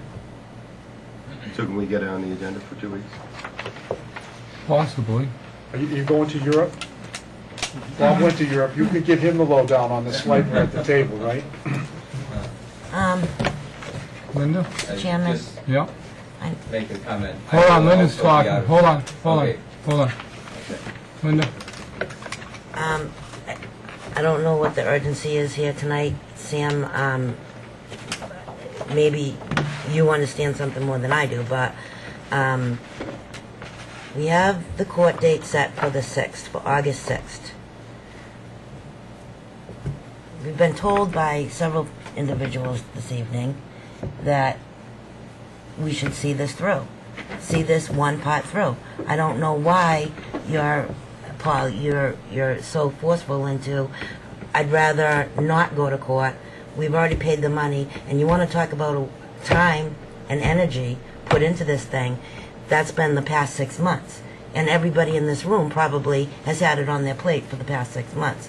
Now, if we're waiting 4 more weeks, 6 more weeks for a decision that 3 of us decided to fight this, I guess I just don't know why it's so urgent that Well, maybe we need to do this evening. And you know, I'm at a loss of words actually, because I feel like it's getting thrown down my throat here, and you know that we're gonna everything that we've done for the past 6 months is not only going to be publicly known and what our thoughts were. But, you know, I think that the next thing probably coming down the pike is that you're going to go ahead and go with, you know, another motion of that was kind of brought up a couple weeks ago. I'm just concerned about that. Right. I guess I want to know your path. Well, my path is, that is what I am thinking about. And in terms of what's the hurry, or what, you know, why don't we just wait for the trial, is I don't think it's necessary. I think it would be prudent for the town to move forward and find another location for it. And that could happen simultaneously, though, Paul, couldn't it? Well, you know, I mean, anybody, you've asked before, you know, let's get a committee going. Well, you know what, that was a month ago, so if you want to get a committee going to look for another place, that can still happen. One thing has nothing to do with the other, as we've already discussed. This court thing, I'm sorry to call it a thing, but it is a large thing right now, and there's one question, whether that park is being used in a passive way. Linda, That's the only thing that the judge is going to answer. That's the only thing that the judge is going to answer. And that needs to be answered. Absolutely needs to be answered by the judge. If he says absolutely not, then guess what? We go away, we close the park, Heather and Debbie will rally up the troops and we'll find someplace else. If he says yes, then the park is okay where it is, until the abutters come up with something else. And yes, Jim, they'll probably come up with something else. And we will cross that bridge when we come to it. Right now, we've already put the time, the energy, the money. The town's already spent the money. Let's get that answered first. I don't understand. Well, I started to answer. In the more complete answer is that I think if the worst thing that happens here is we have the proposition that our conservation land won't have dog parks on it. I don't think that's such a bad proposition. So in other words, if someone moves into town and they say, oh, conservation land, they can rest assured that a dog park isn't going to be put there. I don't think that's the worst thing in the world. And if we forego having the trial, I think that is fine to stand for that proposition. Just the way I feel. Okay. I take it or leave it. Yep. You know, it's that. Okay, I just had to ask the question. I just didn't know the urgency. Yep, yes. I think that the course of the litigation, and I have been a lawyer a long time, and I probably read court papers and what the lawyers do a little bit differently than other people. I think the course of the litigation is ripe for appeal. I think that Judge Long already ruled in his original, when he was originally ruling on the first attempt at an injunction, that the dog park, as it was being run at that time, was not passive recreation. He then instituted a number of controls that were satisfactory to him. But I think the issue to be tried, and I don't know if Judge Long sees it this way, but I expect someone's going to see it this way, whether it's an appeals court or in some other lawsuit, in an action in the Superior Court for mandamus or whatever. I'm talking about the 6th. But if Judge Long rules that it is passive recreation based upon the rules that Judge Long has instituted, I'm not sure that that's an appropriate ruling that's not going to be challengeable on appeal. I think what Judge Long is looking at is the situation that was there when the lawsuit was filed, not after he re-regulated it in his injunction. This is a complicated thing. The other complicating factor here is what we have discussed a number of times, which is the authority of the town manager and the Board of Selectmen to compromise litigation, which is at odds with some of the viewpoints of others. If we force these issues to a trial and don't seek to settle the case, we're going to be left potentially litigating and litigating. Settlement is always better, and we asked Attorney Perkins to approach with an overture. We've received a response. Tonight comes into the package and comes into the record of the board. The next opportunity we have to visit it is at the next meeting. Why would we be hesitant to do that? Because, you know why we would be hesitant to do that?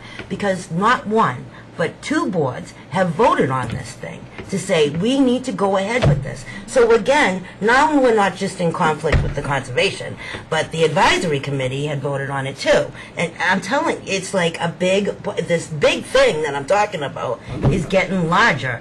You talk about appeals, I'm talking about going board against board against board. Not only, we're just all divided. Not only is this board divided, but the whole town is divided, and we're dividing it worse. That's why we should go for it. If you take the position that under no circumstances will the Board of Selectmen ever entertain a notion to compromise a lawsuit, that's directly contradictory to your authority under the Town Manager Act. So all we're suggesting is that we exercise that avenue of authority to determine whether or not the case can be compromised. No one said that it has. All we're doing is we're making the best efforts. And I don't think the public is aware of the efforts that this board has put forth over and over in executive session to try to put this matter behind us in a reasonable compromise.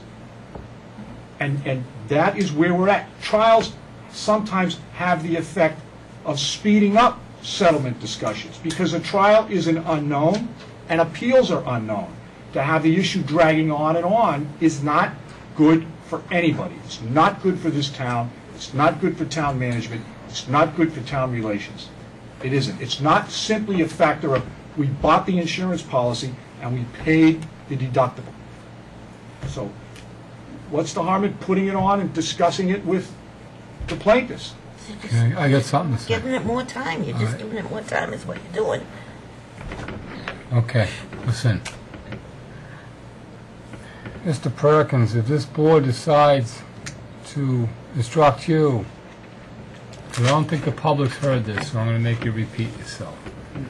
If this board votes 3-2 or 3-1 or 4-1, whatever, to instruct you to settle this case without conservation, and conservation has already instructed you in a different direction, explain to the public what happens. Well, as you know, I never like to disagree with you, Mr. Chairman. I don't think that's exactly the situation we're presented with on the issue that Mr. Valenzola has put before this board. The issue the Conservation Commission voted on last night and the issue that's before you from Mr. Valenzola is continuing the litigation for some unspecified period into the fall while the town and the plaintiffs make a good faith effort to find another location for the park. And that really, as I read Mr. Valenzola's proposal, is what it comes down to. If in fact we move beyond that, now we're coming to your question, if we move beyond that and the Board of Selectmen suggest that they want to resolve the litigation in some way that shuts down the dog park on conservation land and the Conservation Commission disagrees with that, I'd be happy to go through in open session the analysis I gave you in closed session last time if you want me to do this in open session. Yes, I do. Okay. Does the board have to vote on that, or do? I don't know why. I mean, the matter before us is not what you're bringing up hypothetically. But it's going to be the next matter before us. But we're trying to deal with things one issue at a time. And that's why the next issue is, and we discussed this when we asked Attorney Perkins to approach the plaintiffs, because we had anticipated, okay, it's going to be 2 weeks, let's see if we get a response. Now we have a response. It's going to be 2 more weeks before we can say, okay, here's your response, here's what we have before us as a board. Is this a reasonable compromise? Is this something that we want to do? Part of the compromise was not saying that the case is dismissed, not saying that a case is not going to be defended. It was opening a window of time and saying, it's not crucial to try the case on August 6th. What's crucial is that we manage and compromise and we find a way to learn to live with the dog park perhaps in another location, or ultimately the trial court starter in Massachusetts that looks at litigants who come in together and say, Judge, we're talking, we're a town, we move slowly, it's going to take us a few weeks, we would like you to take this over to the fall. Most courts are willing to do that. If I could answer the question about the current situation, the current proposal about a continuance. As you know from what Bob read a half hour or so ago, the Conservation Commission met last night and considered the issue of continuing the case at great length and concluded that a continuance really did not serve any of the purposes that would be beneficial to the town. That's the Conservation Commission's vote and expressed position. So in a situation where this board wants to approach the land court with the plaintiffs to continue the case and the Conservation Commission is of a different mind about a continuance, you've obviously got 2 defendants with 2 different positions about a continuance. If I could just make a personal request as the lawyer who so far is representing both of you in this litigation, if in fact there is going to be a good faith effort to find another location for the park and the court is being asked to change its schedule in order to allow that process to go forward, I do agree with Selectman Walsh that if the court sees no concrete movement by this board or some town body over the next 2 weeks before you next meet to discuss whether or not to agree with Mr. Valenzuela's proposal of some variation of it, if there's been no effort to find a new location, to work out something that would allow the park to be moved, and I don't know that the land court is going to think that the town is actually moving toward resolution or that there's much reason to continue the case. Oh, but Sam, we've had a number of discussions about alternative locations. I don't just know have all the not work that's taken going on. I've place. heard suggestions at the last meeting. I just don't know what's happened. We've discussed alternative locations for months, trying to we've talked about a committee, let's put together a group, let's bring the proponents in. That work. We talked about the piece of land that we have up next to the public safety building, which can be used only for recreation purposes, that may be fenced. So, I mean, these things are... Jim, don't misunderstand me. I'm not talking about the work that's been done in the past. I'm talking about the work that's been done since Mr. Valenzuela made his counterproposal. Sure, but I would hope that you would, if it were to come to the request, you would inform the judge that there have been efforts have been made, Judge, and they're going to continue to be made. I wouldn't think that you would give him a 2-week window and say, Judge, this is what was done on such and such a day. Decide whether or not you want to go forward with the trial. If the town is asking you as our attorney to buy some more time so that the situation can be resolved as amicably as possible, wouldn't you do that for us? I would do anything you directed me to. I think what I'm telling you is that you're more likely to get a sympathetic ear if you've actually done something in the interim. All right. Alba. I too am sort of at a loss for words at this, but it seems to me that you keep talking about compromising and settling, but really all you're doing is delaying the inevitable. I mean, if the only thing a court case is going to decide is whether or not the dog park is legal. It has nothing to do with whether or not the dog park is going to be moved. I can see why Attorney Valenzuela would want to go ahead with that proposal, because why not buy him some more time? But the two are not mutually exclusive. We can still go ahead with the court case on August 6th, and if somebody wants to try to locate and come up with a whole boatload of money to start another dog park, they can still do that. the Conservation Commission has made it very clear that they think that the dog park is great in its current location, and they're not going to move it. So why do we think in a month that would change? Why would we give up a court date when the Conservation Commission just voted 7-0? I guess maybe someone can explain that to me. Lorraine? I just wanted to point out that when the advisory committee took their vote, there was no discussion of this compromise. That information is not public, so I think that the vote was taken without all of the information that the vote that the Conservation Commission took was based upon. So we have our vote based upon a different group of information. I just wanted to point that out. So using that fact that 2 other boards have voted against, I apologize. entirely accurate. I apologize for that. But there's still one big, Mark, I have a motion. You want? I had the motion on the email. It was seconded. Yeah. yeah, it was already We voted voted on on. You guys are all set? We voted. Okay, all right, We sorry, did? it's late. Yeah, 3, No, 1, The 1. news travels slower down this end of the table. It's past my bedtime. Yeah, Can get anyone used answer to my it. question? I was just curious. Heather, I thought my point was, I think that to go through a trial really is an unnecessary expense and waste of everyone's time, when I honestly think the smarter, more prudent answer is that we close it down in September, while at the parallel path, look for a better spot. We have Mark Resnick, who's scouting out spots. We just disagree. I mean, I understand your point. I disagree. But do you feasibly think that that could be done by September? Do you feasibly think that Conservation's going to change their mind and find us a new park? I don't think it's incumbent upon us anyone to find it. I think it should be a community effort as much as it can be. And I think in terms of, I think it should be community effort, but I don't think there's been this talk about, no one else can find it. I don't think anyone's tried real hard. And I don't think Why that's... should we? But we They have get a a great perfect place. spot. Why should we What should try they? so hard to find No, a I understand we spot? disagree, but No, I'm just asking. Yeah, I mean, why? would we Because, move it? I value the idea of that conservation land should be conservation land and not have a dog park. So, we disagree. So, my proposal would be, as I've said it is, to shut it down. I think that's a worthwhile endeavor. And I'm sorry. So if we come back in September and just by all due diligence, we still have no new location for a dog park, we're right back where we started. I would say pull the plug on it then. Pull the plug on what? The dog park. I would say, sorry, if there's no other spot, I guess that But you were correct when you said The Board of Selectmen it. doesn't have the authority to do that. We can disagree on that. I think we do. And whether it gets into this incredible ridiculousness of one board suing another, I don't know. But I think, in my view, it's pretty clear from the Town Manager Act that we do.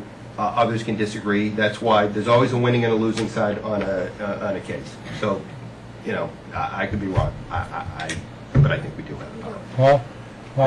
Paul's waiting. If Hang we on. come together as a community, there's still an opportunity to use all the expertise, everything that you've learned, and find a spot where it may not engender so much ill will. I agree, but with all due respect, we came together as a community, we found a spot, we raised the funds, and we opened a great dog park. I And who's costing money? Not us, we've already paid it, the town's already paid it. Who's costing all the money? Not us. It's not. That's your Paul was- statement. I was listening to Paul, but I think it's that's even irrelevant, the money at this point. No, but that's what you've been mentioning. Excuse me. Whoa. One We're going to factor. go in order, Al, because end the meeting. That's all there's going to be to it. I don't even want it to get this far. Selectman Feeney's talking. There's a value, not just in currency and greenbacks, but there's a monetary value in the fact that our town employees have to spend so much time on this difficult issue over the last year that so many people have harbored so much ill will that phone calls are coming in and out of this town hall on a daily basis about this issue. And I disagree that it's the perfect spot. I think you guys did a great job in transforming that area. But I disagree that it's a perfect spot. If it was a perfect spot, we wouldn't be here. I made a motion a couple weeks ago to avoid closing the park right away. but to enter into negotiations, to enter into a discussion with the plaintiffs to say, look, on behalf of the town, on the greater good of the town, let's solve this now, because as Lorraine said, I think it's true that regardless of what the decision is from the court, that's not the end of it, it's the beginning. It's the reality. It's not what I want, it's not what anybody up here wants, but it's reality. And Mark was pretty adamant tonight with the people from the reservoir area that we need to act on behalf of the entire town, not one group or another group. The fact that we're all dug in on an issue makes it difficult to do that sometimes, but I tried to at least remove the blinders at this table, and I tried to do that a couple weeks ago to say, look, I'm going to vote against shutting this thing down right now because I think it does have a value. But in return, what I want to do is to make a good faith effort to find another spot with some pressure on all of us, pressure on you, Heather and Debbie, and people that have seen the good that a dog park does to a town. Put pressure on us to go out and find something right away. In return, let's recapture something for that. Let's not just go out and do it because we feel like going through the exercise, but let's approach the plaintiffs and say, look, if we agree to do this, we want something from you. We want you to back off this litigation. We want to continue this for a certain period of time with the understanding that the town benefits from that because it stops this foolishness for at least a few months. It stops it while we go out and look for another place. Now, if the Conservation Commission wants to vote 7-0 and volunteers that built the park say there's no other place, we have a place, and everybody's going to take their ball and go home, then that needs to be known, that this board did everything we could to reach a settlement for the greater good of the entire town, for the benefit of the town, to stop this, and to stop filling up the pages in the newspaper, and to stop the phone calls coming into Sandra, and to stop the 11:30 meetings and the midnight meetings in this room, to move on to other issues, that this board did everything in its power to reach a settlement, because settlement is always, you always have an advantage in a settlement over going through a complicated litigation. And that the Conservation Commission said, well, we understand that, Board of Selectmen, but we're not with you. We have our spot, and we're dug in, and we're going to fight, and we're going to cowboy up, and this is it. We're going to take it or leave it at this litigation. That's fine. But they don't have to deal with the political reality, I guess, that we do in trying to represent the entire town. So that's where I'm coming from on it. There's been certainly no inappropriate actions on my part, I'm comfortable to say, with this dog park issue. I want to see it resolved. I don't think the court case is an ending. I think it simply will prolong things. So if we can reach a settlement, that's what I want to do. That's what this board voted to do. And I think the next step in that is to take that counteroffer that the plaintiffs brought to us and have the discussion. Have the discussion in open session like we are tonight. Put it on the agenda. The public can speak. We'll have a discussion as a board and say, look, at what do we really want to accomplish over these next few months if we're going to reach a settlement. So, so I understand, Paul. So, Paul, you want to do you want to have a meeting on selection? I didn't make the motion and make. No, I'm saying, is that what you said? No. But what I'm saying is, I didn't make the motion and take the vote 2 weeks ago to approach the plaintiffs for a settlement to play a game. I meant it, and I think if we're going to continue this until a week before the trial date, then I think it's maybe some cute maneuvering. I think we need to get in the next couple of weeks and have a legitimate discussion on the counteroffer. Mark, I just wanted to point out one thing that Bob had asked for a number of us to come to the park and meet him there and walk the trails out in the back, and it is a beautiful piece of property. And I did meet Bob there, for the sake of a complete record, last Thursday at 5:30, and I saw one of the things that Mr. Davis has pointed out a number of times, people there having fun, dogs obviously enjoying themselves. And when I got there, Bob was inside. There were some chairs right inside, and I met you at the gate. I didn't have my driver's license, it was in the car, but I had already toured the park, and I thought my understanding was you and I were going to walk around it and see the other trails. And we did. We walked around along the side of the property that butts the neighborhood. Way out into the back, there's a trail, and it comes right. There's a river back there. There was some debris, an old fence, and a lot of other stuff that might make some community effort. Cleaning it up might look great. We walked up to the back fence. There was some other debris out there by the back fence. And then when we came back out from the side is when I think you pointed out that maybe we scared the dogs. Yeah, There I was think 5 we or 6 spooked them, dogs, yeah. and they came over running, and they were barking, right? Yeah. They were excited. They were excited, And yeah. Bob was calming them down that, maybe we surprised you.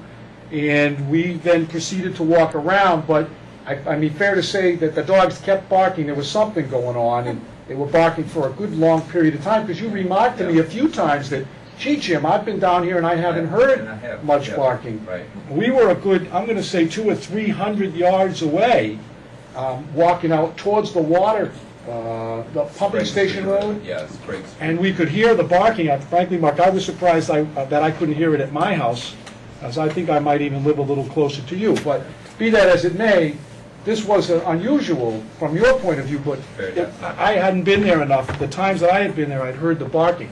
Interesting, and I wanted to make this point, when we came back, we were standing outside, and we were watching, and one of the monitors, one of the dogs had come from the backside, a large dog had come into the front pen, and I'm going to say there was about 8 dogs at the time, Probably, yeah. and they were very excited. And one dog, I think, was starting to, I don't know if I won't say attack another dog, but I will give the monitor credit. Together, yeah. They were, because the monitor came over, identified, I think, the aggressive dog, and took one of the dogs and put it in the back park. And then immediately the aggression ceased, right? So it was a very, I'm going to say, enlightening. It was enlightening for me to see all those different things in a matter of 45 minutes.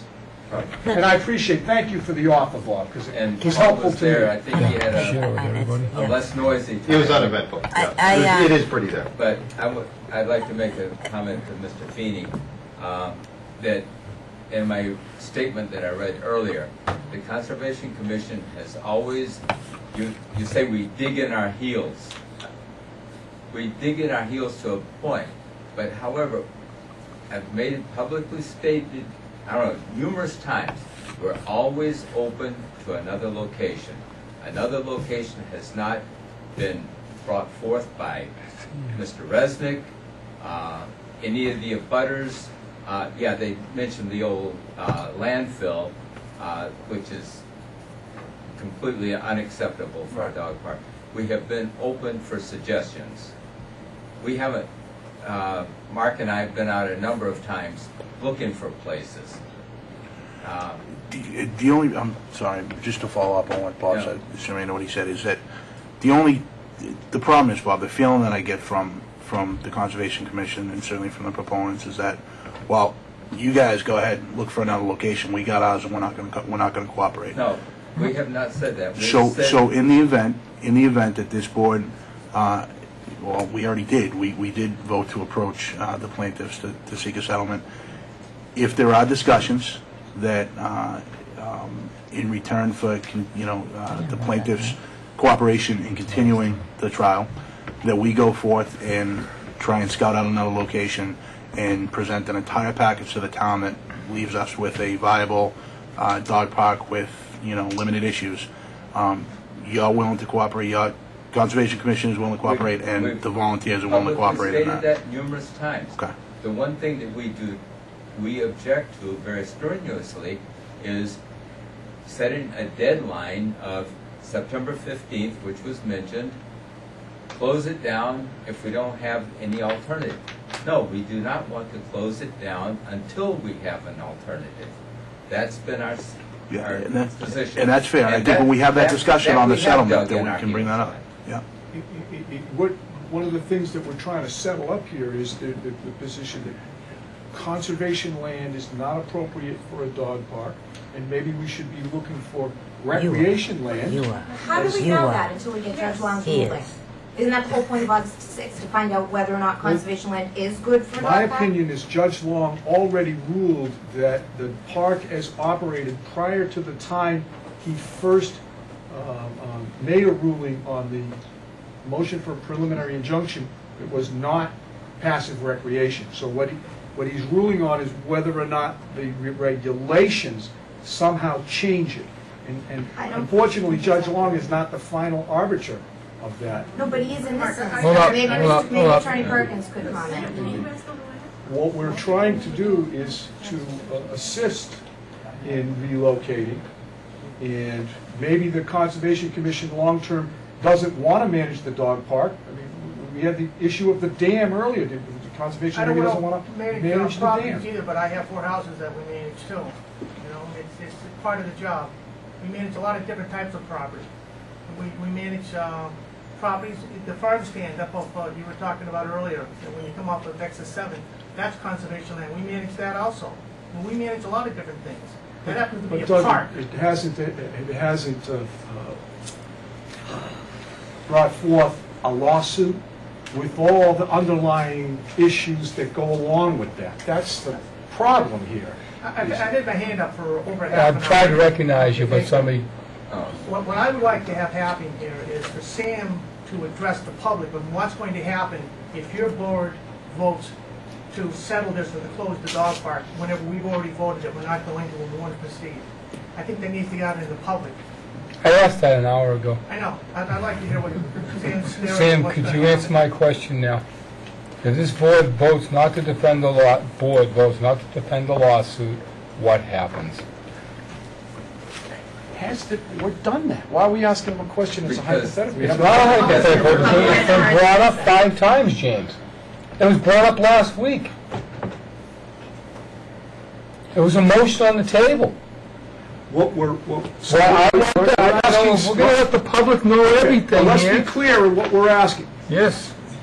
Attorney Perkins was hired by the town's insurance company to represent the town in a land court lawsuit, and is now being asked to advise the town as to the underlying authorities set out in the Town Manager Act and the ramification of a plaintiff.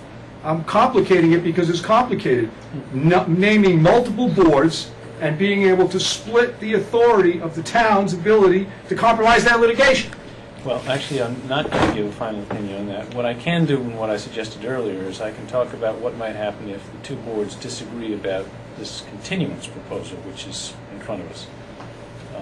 And I'm certainly willing to discuss what would happen if the 2 boards parted ways, took different approaches to whether a continuance could be sought or not. Please do that. If that's acceptable to the board, I will do that, since I think we're marching pretty close to that. You already approached them. What? You already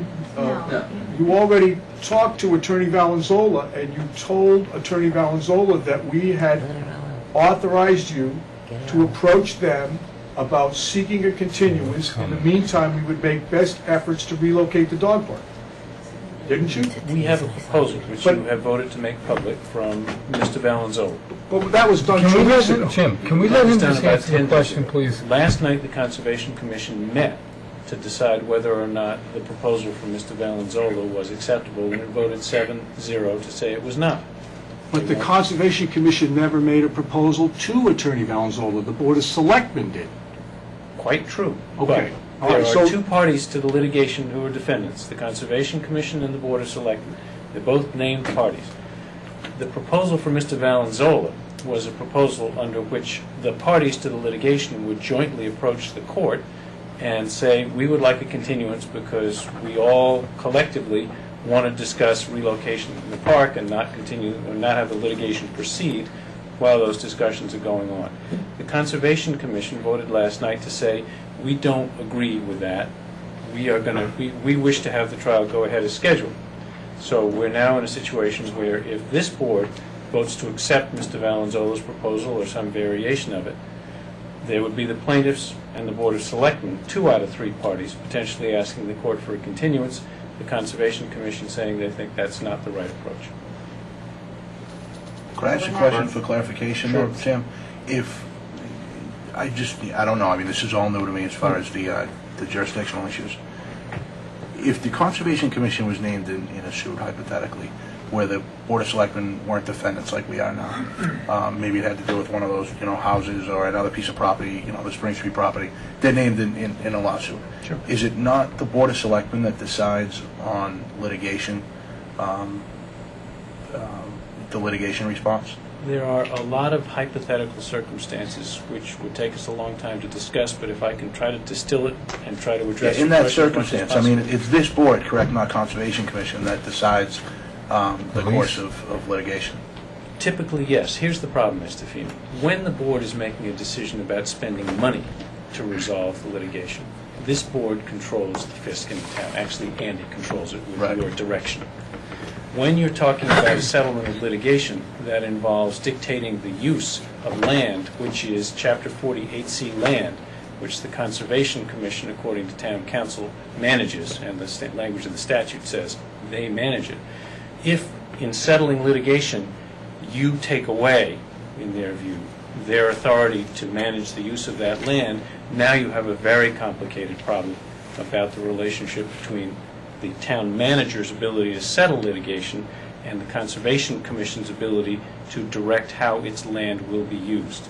And that's the problem that Mr. Sullivan is asking me to address, and it is a very real problem given the position the Conservation Commission has taken.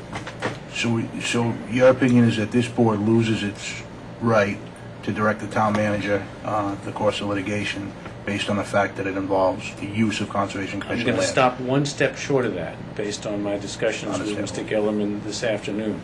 And this is what I've already told you guys in closed session, and I've told the Conservation Commission that. Whether or not you have the ability to dictate the use of conservation land in the guise of or in the form of settling litigation, that issue is one which, if the Conservation Commission chooses to get into a dispute with you guys about it, is one which will take several years to resolve and will go up to the appellate courts, as Jim knows well. So you, I think, will take what is potentially a controllable battle over a dog park and turn it into a much bigger battle over the relative powers of two town bodies. Well, I guess it depends on how you look at it when you define who you is, because certainly we could take a vote and the Conservation Commission could support it or not support it, but I'm not going to be held hostage and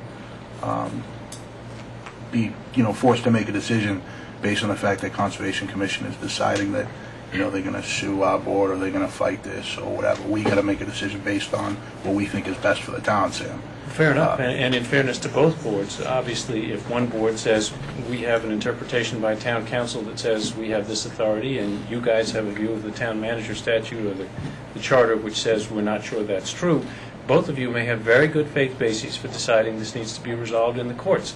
But to the extent that there was, the chairman of the AdCom made a very heartfelt presentation a week or so ago, and again tonight, about the cost to the town of resolving these kinds of battles. That one certainly will rank right up there in cost to the town. And as someone representing both bodies at this point, who has tried to defend the litigation and to keep these bodies from getting into a dispute with each other over something which isn't necessarily something that has to be resolved right now, I certainly would appreciate being able to defend the litigation, get the legal issue answered, and not have potentially litigation over the relative powers of these town bodies. And I think that's your job, and that's probably pretty sound advice from council. Unfortunately, we don't sit here as council. We sit here as elected officials that are obligated to represent people and act on matters of policy. And I think we all have different views and different frames of reference.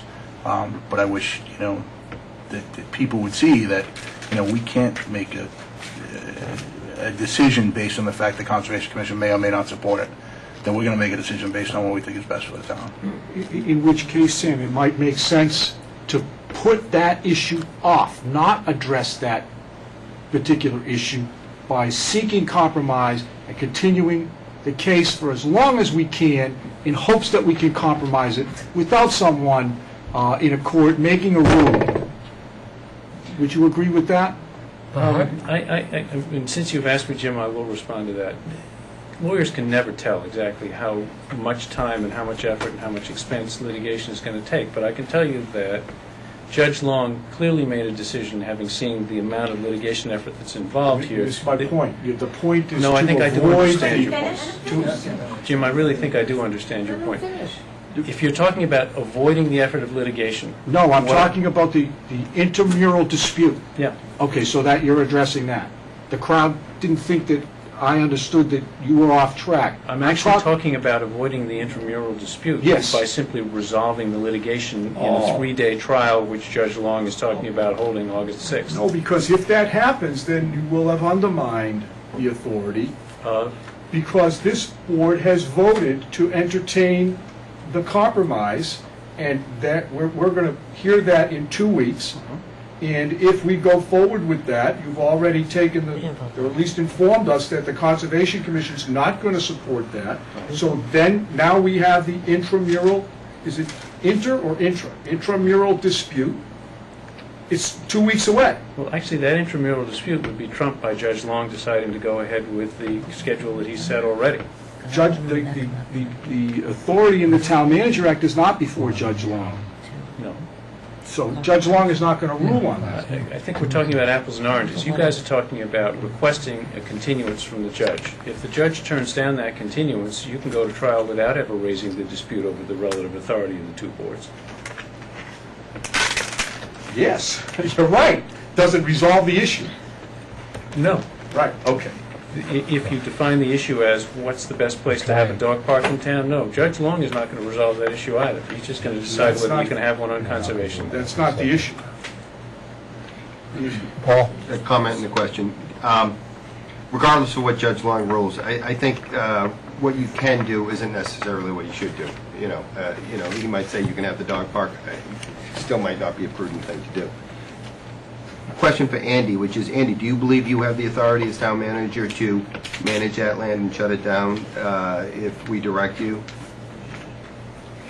I'm going by the language of Town Manager Act. So the answer is yes. By that, but the way the act is approved by another town meeting, but the state legislature, I believe so, yes. Thank you. And I believe Attorney Gellerman did say at town meeting the notwithstanding language does trump all other statutes. I think it's unfortunate that Attorney Gellerman went home because he and I had exactly this discussion in the hallway. I'm not going to quote him because he's not here, but with respect to Andy, I don't believe his comments were along those lines. Well, that's all right. Is that it? No, I have one more. Okay. There's been a lot of discussion about all the energy putting energy into moving the dog park. Why hasn't there been a lot of consideration as to mitigating some of the abutter impacts? Everybody's talking about barking and everything. We had proposed putting in dikes and trees and everything. Why wouldn't an effort be made to modify the existing park so that it was satisfactory to the abutters? Well, Frank, may I answer that? That is what I call compromise. I talked about that as long ago as last September. Can't you move? Can't you take it away from the neighborhood and put up a fence along the side? I've talked about that a number of times. We talked about a dike and planting trees. Sure. That is what, we don't want to that's a spend the money compromise. until we know that the park can stay there. Right. I mean, why would? When I came to your board a year ago and said, please, why don't you limit the hours? Why don't you close on Sundays? We limited the hours. No, and we also talked about what relief you can make in return, in getting away from the neighborhood. Exactly, and we talked about putting in a dike. We've been down there. We've looked into that. You can't say that it's never been brought up. I believe it's a raised plan or not a dike. A dike. Yeah. Elevated bed. Yeah, a berm. Well, Berm, right. But I think that's all. Reaching into my Corps of Engineers terminology. Judy, I think that's all appropriate for our discussion when we talk about going back to them.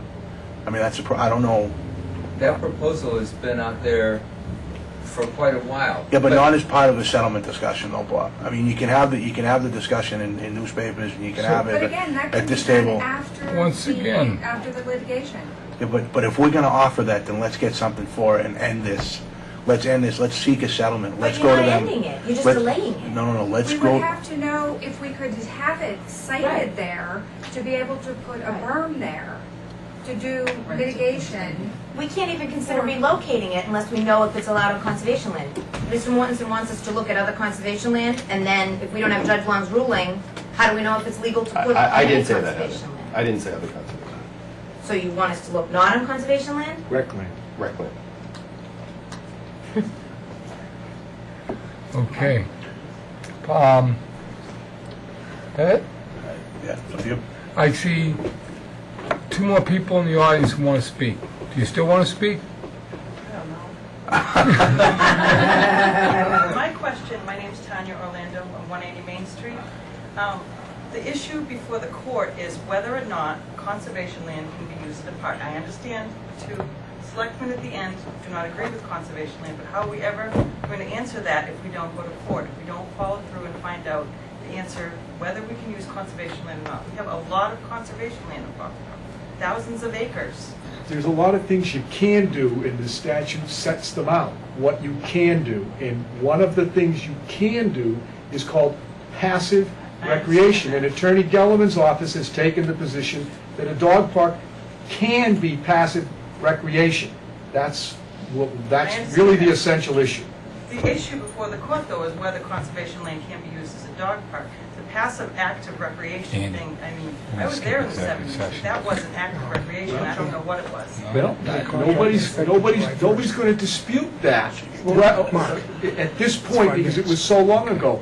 But the statute does treat some things differently than others. Swimming, whether swimming is passive or active, I'd have to actually read the statute to tell you that.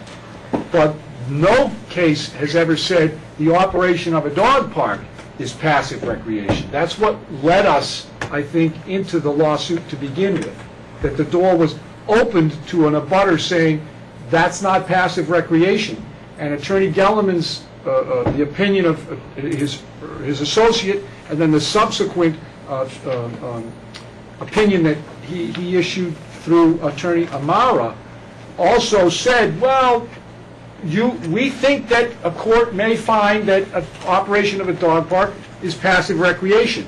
But they weren't, he kept calling it a reasoned opinion. This is a reasoned opinion. So how do we know the answer if we don't go to court? Well, you don't know the answer unless the highest appellate court in Massachusetts makes a ruling, not the trial court. You don't know that they're going to appeal the decision. How can we just, why don't you wait just 4 more weeks or 6 All right. You're asking me a question, though, Mrs. Harding. The question is, when does it become, quote, law?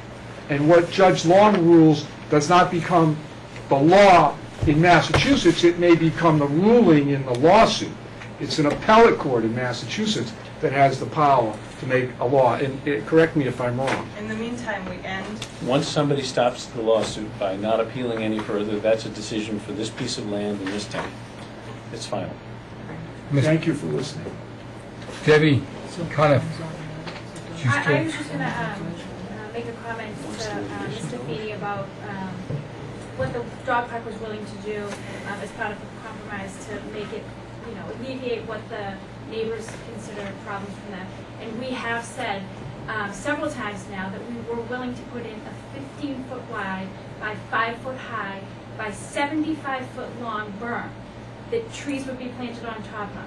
We also offered to move the access gate from the dry side of the park to the wet side of the park to the right-hand side of the shed, which was technically on the opposite side of the park from where the neighbors are. That would move traffic flow from that check-in gate, which does create barking now, and Judge Long said whether a dog is on leash or off leash, a dog will bark. It has created a greeting station where dogs are being held up and they're starting to bark because they're dying to get into that park, and we have to check people in. We cannot be faulted by dogs and people who are caught up at that gate, but we have suggested that we move the access gate from dry to wet side of that park to the right-hand side of the shed, which would move traffic flow directly down to that pond, and once you're down at the pond, you're away from that neighborhood. We've also put in for a quote from Panic Fencing to put in 300 feet of 10-foot high stockade fence along that neighborhood. That's quite a bit of stockade fence. 300 feet is real far, and it's 10 feet high, and the existing falling down wooden fence that's there now is actually 6 feet. So if you look at the wooden fence that's there now, and you add 4 feet on top of that, that's really putting a significant amount of privacy between that neighborhood and that dog park.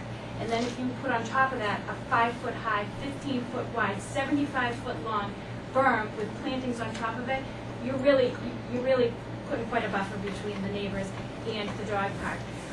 I do understand that you guys do not want to go into court with this, and I do understand that the appeal process is a huge issue for some members and some boards. However, like Mrs. Prue did point out, we do have a significant amount of conservation land in the town of Foxboro.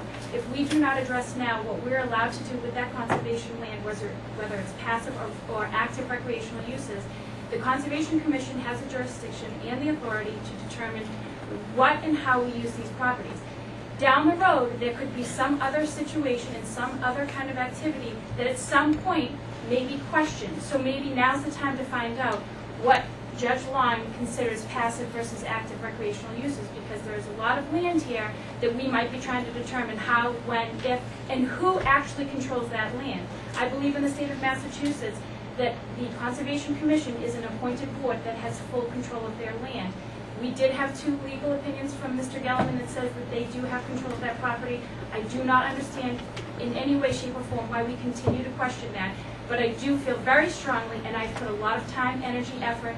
It is midnight. I have not been home since 3 o'clock this afternoon, so I understand everybody's situations and complaints about the fact that this has become so time-consuming. But I think that the town of Foxboro needs to take this to August 6th, because we all need an answer, and we're all tired of it dividing the town, and we're all tired of it being in the paper.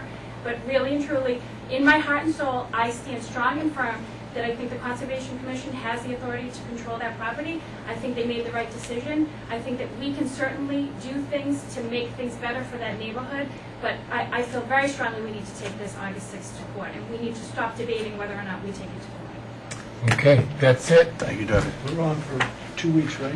We're on to we'll 2 invite Attorney Valenzola to come in 2 weeks and discuss the proposal? Without Attorney Perkins or with his associates? Yes. Was that voted on somewhere? Yeah, I think that's No, what we haven't voted on that. I don't remember that motion coming up at all, We haven't actually. voted on that at all. All of a sudden, this is just Hold on. coming at me. Hold on, what are you talking about? I'm What talking motion? about him That, we're talking about procedure. inviting Mr. Valenzola in here to discuss, The proposal. Do we vote on it, proposal. do we vote on it to have anybody here tonight? No, it's up for the board to vote Just on. want to make sure no, it that wasn't on the agenda. we're all clear on what the next step is, and I'm kind of directing my question to Mark, is that Oh, Attorney Perkins is not here in 2 weeks. he's already indicated that he has associates and partners that can be up to speed, and someone can come on his behalf. And my point, Jimmy, is, when I go to see my doctor, I'd like to see my doctor, not his associate, because my doctor knows me and my case better than the associate. That's why I'm asking that we do this on the 22nd, so I can have my guy here and not his We're associate. also, I've got a, I think there's plenty of work I that will we not can be do. in Why- town on the 8th. Okay. I will be back. Can you, Oh, all yeah. right. I can't have 5 people at once. You're not here? I will not be here on the 8th. I will be in Alright. Quebec. Well, I'm hoping we're going to do this the 22nd, all right? 22nd. The board wants to do it, they want to do it, so we're going to do it. Yeah. It's depending on what date and what's flexible. Can you tell me what we're doing? We're Because I really don't know. We're discussing Inviting Attorney Valenzola Valenzola and here. the butters and everybody else is present in this room and the whole town, on both sides, the Hatfields and the McCoys, and we're going to hash it out. does That's Sam think what this we're needs doing. to wait until Or we can show some leadership and say, instead of being inflammatory, this board made a decision 2 weeks ago to enter into a discussion about, we didn't vote on that, Linda? Careful. voted for Be it. careful, be careful, be careful. This board voted 2 weeks ago to enter into a discussion about a settlement in this case. Did we not? Did we What vote we on that? did was, I'm not are you gonna- going to open this up? Are you opening this up? Because I need to know that. We released an He email. responded back June 13th at Valenzola. So Hypothetical. That's Hold on, right. hold on, hold on. See? That's This right. board voted 2 weeks ago to enter into a discussion about a settlement, and we directed Mr. Perkins to approach the plaintiffs about his settlement. Hypothetically. No, there's no hypothetical. That's what we voted to do. The action is about a continuance, Paul, not a About a settlement. continuance, all right, correct. But to enter into a discussion about that, correct? That's what this board did. Yep. So to say, that's what we did, and we took that first step, and we're simply going to drop it now until the 22nd, makes an absolute mockery of that vote and what this board decided to do. That we, Well, Paul, before you bring that So we any take the further, first we step and then we weren't just- going and then we to drop bring it? any of this up tonight, but I talked to you, and and Sam had talked to Paul. Paul was upset that we weren't going to talk about this tonight. I coordinated. Yeah, I think we should have talked about it. But you saw the size of the agenda. I discussed it with the vice chairman. We had decided that maybe we shouldn't bring him in. But then when I found out you were upset, I thought it was going to make it look like we were trying to hide something or push this off. Says, nope, I'll bring him in. That's why we're here at midnight. And we're asking, I'm asking. So that's what I'm trying to make it clear to you, that because you were upset is why I brought him in here today. And I was also told that Mr. Valenzola was coming in anyways. I said, well, he's going away to the 20th, so we better get this done now. So I'm trying to get it done now, but I can't rely on his associate in a 2-week period. But the board can vote any way it wants. I like to go the 22nd. You still got a couple of weeks. Well, I'll tell you what, if Attorney Valenzola is unavailable to come back at the next meeting, it's his loss, because it's their opportunity to, they sent us an email through Attorney Perkins. It's right for discussion in open session. I say I make a motion that at the next meeting, we sit down as an agenda item, discussion of the email that was sent from Ed Valenzola to Sam Perkins, dated June 13th, 2008. Motion been made. I'll second that with discussion that I think is absolutely ridiculous that we need to make a motion to place an item like this on the agenda. When I've tried to show everybody at this table respect over the last year, Chairman Thrasher was vilified last year for bringing something up that wasn't on the agenda. And that, everybody said, well, we need to agree and all this stuff that's on the agenda, this and that. And we've absolutely dropped that. We've left it up to the chairman to place things on the agenda. And I think it's just absolute political maneuvering, and it makes a mockery of the vote that we took 2 weeks ago to say that we're not going to meet on this now until the 22nd because you guys disagreed with the original motion. That's crazy, Mark. How can you meet when the key players are not available? The key players are available. Our attorney's not available, and conservation isn't available. Mr. Perkins told us earlier that he would look into having an associate come in. And we're not asking if Mr. Valenzola is available. I don't care if he's available. I don't care if anybody here is available, or people at this table. That's not what we have. We all have our own schedules and our things to do. But for the benefit of the town, we need to meet on this in 2 weeks. We can't simply say, well, because of scheduling and vacations and things like that, we're not going to deal with it. We have an obligation to. And I think it's crazy that we're even having this, but there's a motion, Mark. Motion made in second. Any more discussion? All those in favor? Aye. I will say this. At the last time we met after midnight, Andrew, you weren't here. And Sandra said at midnight we didn't post a meeting, but we kept going anyway. He's going to finish the vote. Oh, I thought he did. Oh. No. It was 3-2, right? No. All those opposed? 2 opposed. I'm sorry. All right. Trying to bring some It's tough. Everybody's tired. Chairman, I make a motion, we exit open session and enter into executive session to discuss collective bargaining regarding the fire chief's contract, to adjourn executive session and enter into open session for the strict purposes of adjournment. Second. Discussion. Do we need to do this tonight? Yeah, you all in favor. All those in favor? Roll call. Good night, everyone. Roll call vote. How long are you going for? 2 Yes. Paul? Yes. Are you married? James? Roll call vote. With you, kids? Jim. Good for you. Roll call vote. Jim Thrasher. Yeah. Mark Sullivan, yes, 5.